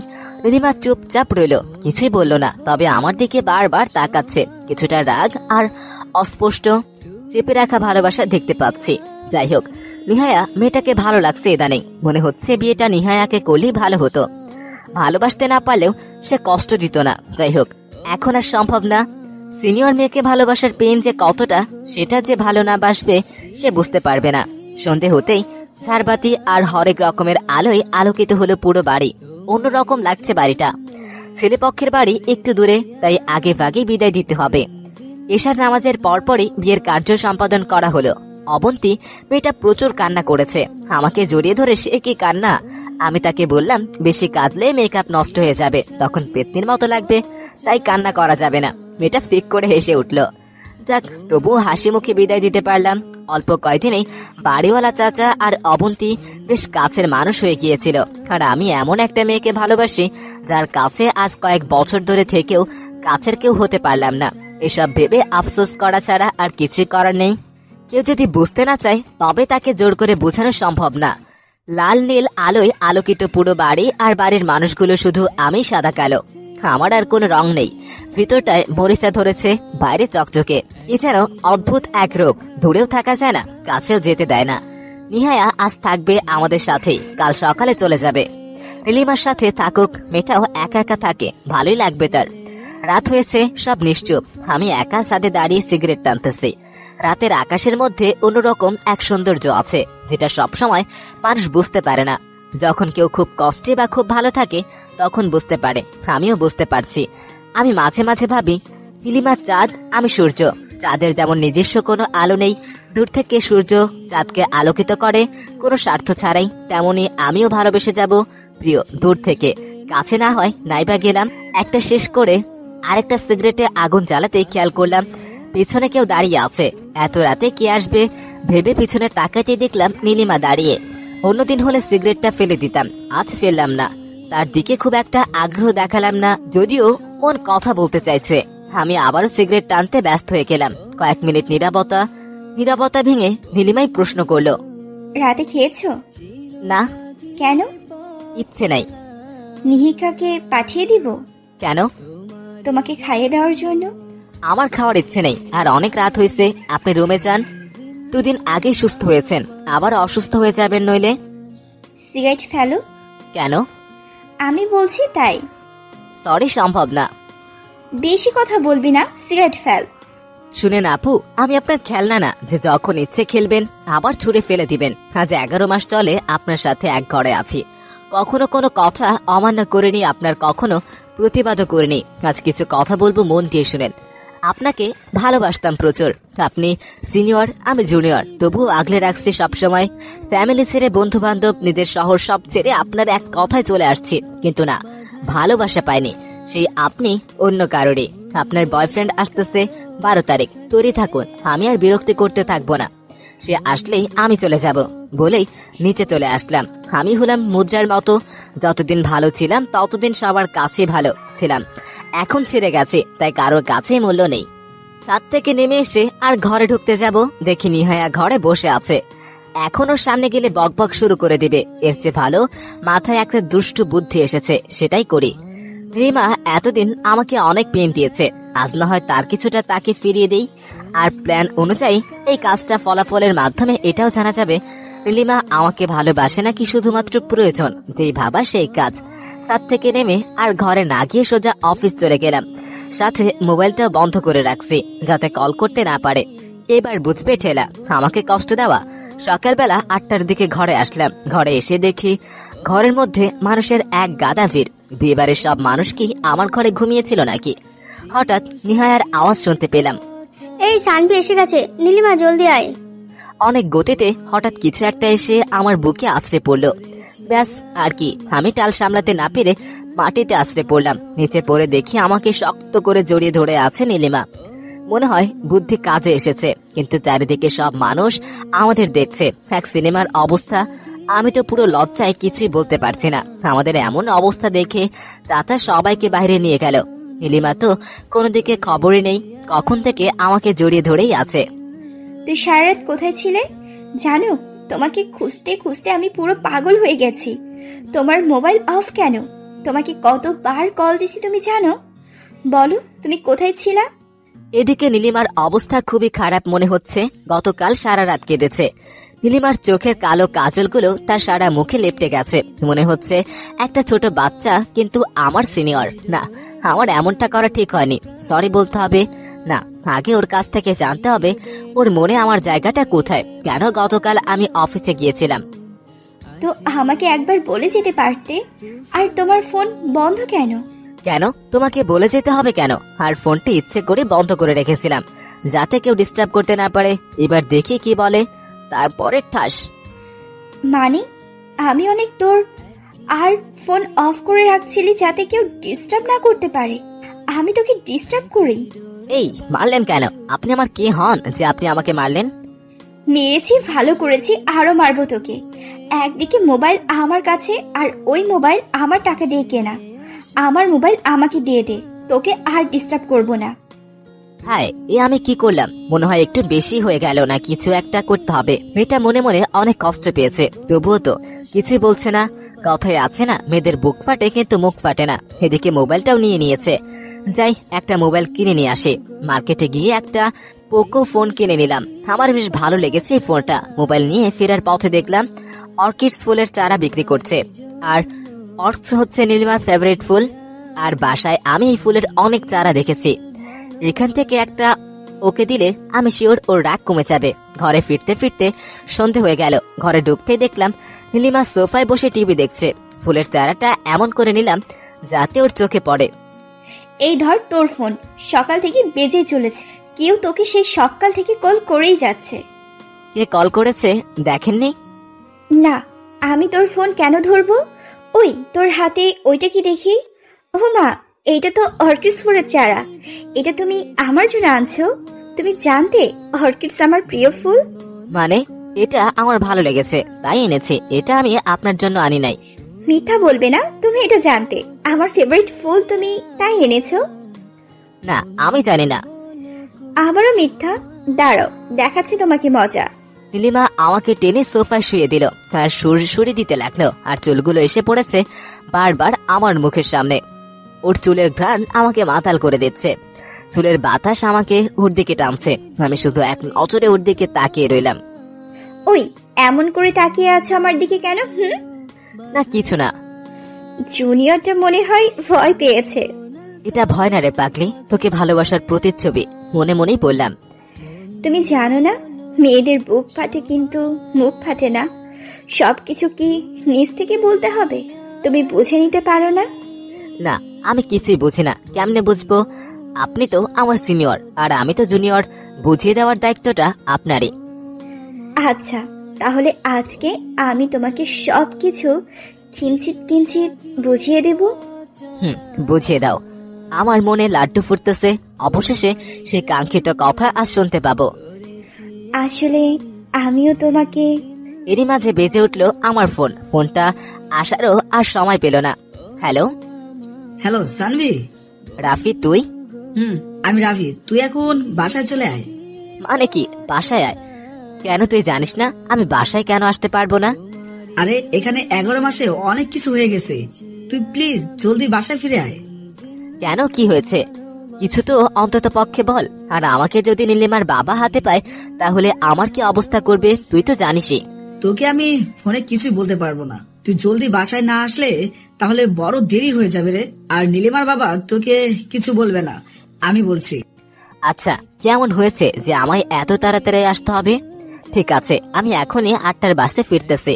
নীলিমাকে নিয়ে ওখানে পৌঁছাতে অনেক রাত হবে। সমস্যা নেই, তোর জলদি চলে আয়। কি হয়েছে? রাফি তোমার নাম্বার পেয়েছে কোথা থেকে? জানি না, তুমি তাড়াতাড়ি রেডি হও, এখন আমরা বাসায় ফিরে যাব। মানে কি বাসায় ফিরে যাবে মানে? তুমি কি পাগল হলে নাকি? বাসায় গেলে আমার বাবা আস্ত রাখবে না, আর তোমাকেও আমি যেতে দিব না। আরে রাফি বলল তাড়াতাড়ি না গেলে খুব দেরি হয়ে যাবে, তাই তো আমি যেতে রাজি হলাম। না হলে আমার কি আপনার বাবার হাতে মরার ইচ্ছে আছে? রাফি নাকি সবকিছু সামলে নেবে, দেরি না করে চলো। আচ্ছা 2 মিনিট, আমি আসছি। রাত প্রায় 9টা বেজে গেছে। এখন বগুড়া থেকে চট্টগ্রাম কোনো বাস যাবে কিনা তা আমার জানা নেই। ভাগ্যিস 10টার একটা শেষ বাস ছিল, ওটাতেই রওনা দিলাম। এত জরুরি তরফ করার মানে কি? আমার কিন্তু খুব ভয় হচ্ছে সানভি।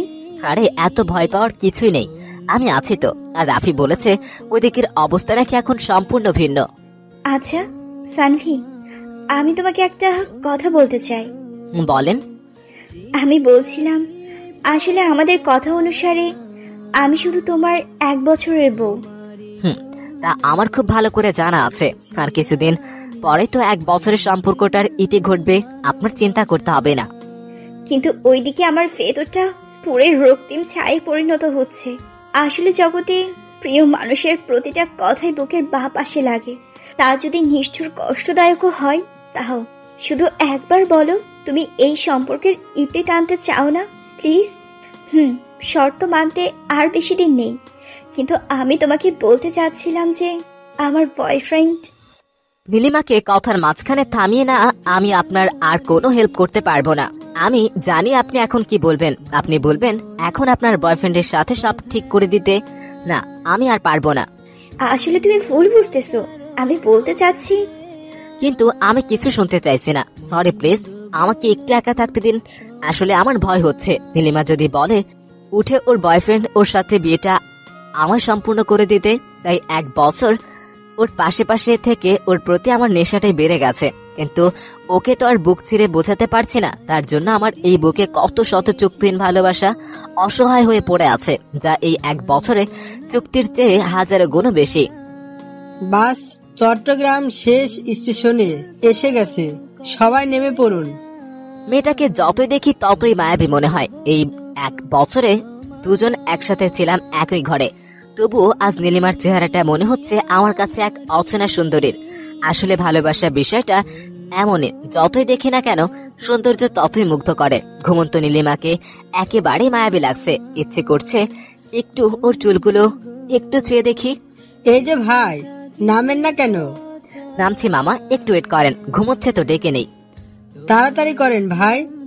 আমার সকল ঘুম কেড়ে নিয়ে নীলিমা কতটা যতনে ঘুমোচ্ছে, ইচ্ছে করছে না তাকে ঘুম থেকে জাগাইতে। প্রিয় মানুষের সুখের মাঝে নিজের সুখ।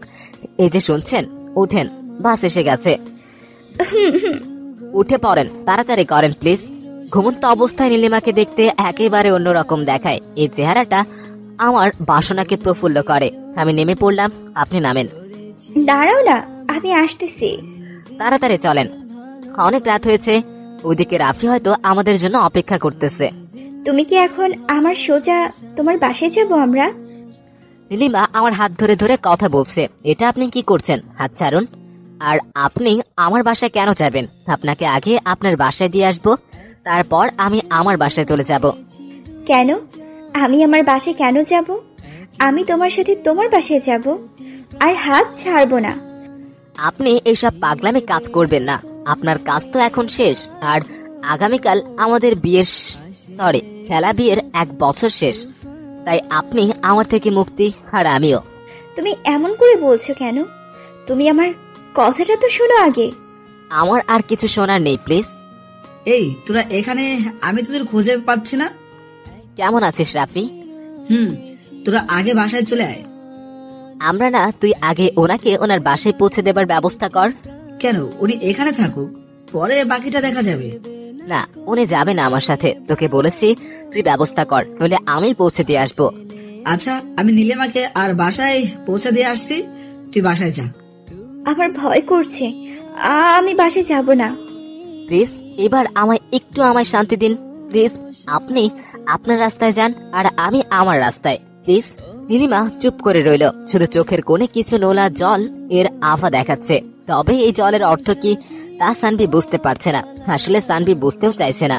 জীবনের একটা বছর তার পিছনে দিয়েছে শুধু তাকে একটু আপন করে পাওয়ার জন্য, কিন্তু এক বছরেও বিন্দুমাত্র ভালোবাসা পায়নি, যার কাছ থেকে তাকে আর না বোঝার চেষ্টা করাটাই ভালো। সানভি চল, নীলিমাকে বাসায় পৌঁছে দিয়ে আসি। আমার বাসায় যাব। নীলিমাকে বাসার সামনে নামিয়ে দিয়ে সানভি, নীলিমা অপলক দৃষ্টিতে সানভির দিকে তাকিয়ে ছিল, কিন্তু সানভি একবারও তাকায়নি তার দিকে। এই সানভি, নিজেকে শক্ত কর। চেষ্টা করছি, কিন্তু তুই এত জলদি তলব কেন দিলি সেটা তো এখনো বললি না। বাসায় চল, সবটাই জানতে পারবি। সানভি আর কথা বাড়ালো না, কারণ তার মনে এখন রক্ষণাবেক্ষণ নদী। বাড়ির সামনে আসতে আমি অবাক, তার পুরো বাড়িটাই মানুষের ভর্তি। আমাকে দেখে সবাই ভূত দেখার মতনে চমকে গেছে, তবে চমকানোর চেয়েও সবার চোখে এক ভীতি কাজ করছে। আমি এসব তোয়াক্কা না করে বাসার ভিতরে ঢুকে পড়ি। বাসায় ঢুকতেই আমি দেখি নিহায়া আমার বাসায়। নিহায়া, তুমি এখানে? নিহা কিছুই বলে না, সে শুধু কান্না করে দেয় সানভিকে জড়িয়ে ধরে। সানভি ভিতরে চল। সানভি দৌড়ে বাসার ভেতরে পৌঁছে শব্দ হয়ে পড়ে। সানভি এক মুহূর্ত তার পুরো দুনিয়াকে বিশ্বাস করতে পারছে না। বাড়িটাকে চারিদিক থেকে ঘিরে ধরেছে অনেক মানুষ। সানভি বুঝতে পারছে না এখন কি হচ্ছে। যতই সামনে এগোচ্ছে ততই সানভি ভয়ে কাঁদো কাঁদো হয়ে যাচ্ছে। সানভি ঘরে ঢুকতেই সবাই শব্দ হয়ে পড়ে। আরে চলো না, এত আস্তে হাঁটছিস কেন? কি হয়েছে? এখানে এত মানুষ কেন? আরে ঘরে ঢুকলেই দেখতে পাবি। ঘরে ঢুকতে যাব এমন মুহূর্তে হঠাৎ সবকিছু ঝাপসা হয়ে এলো। মনে হচ্ছে ঠিক মতো কিছুই দেখতে পাচ্ছি না। ঘুম না ভাঙতেই সবটা গুলিয়ে গেল। এসব স্বপ্ন ছিল। ও আমার বন্ধু গো, চিরসাথী পথ চলা, তোমারই জন্য গড়েছি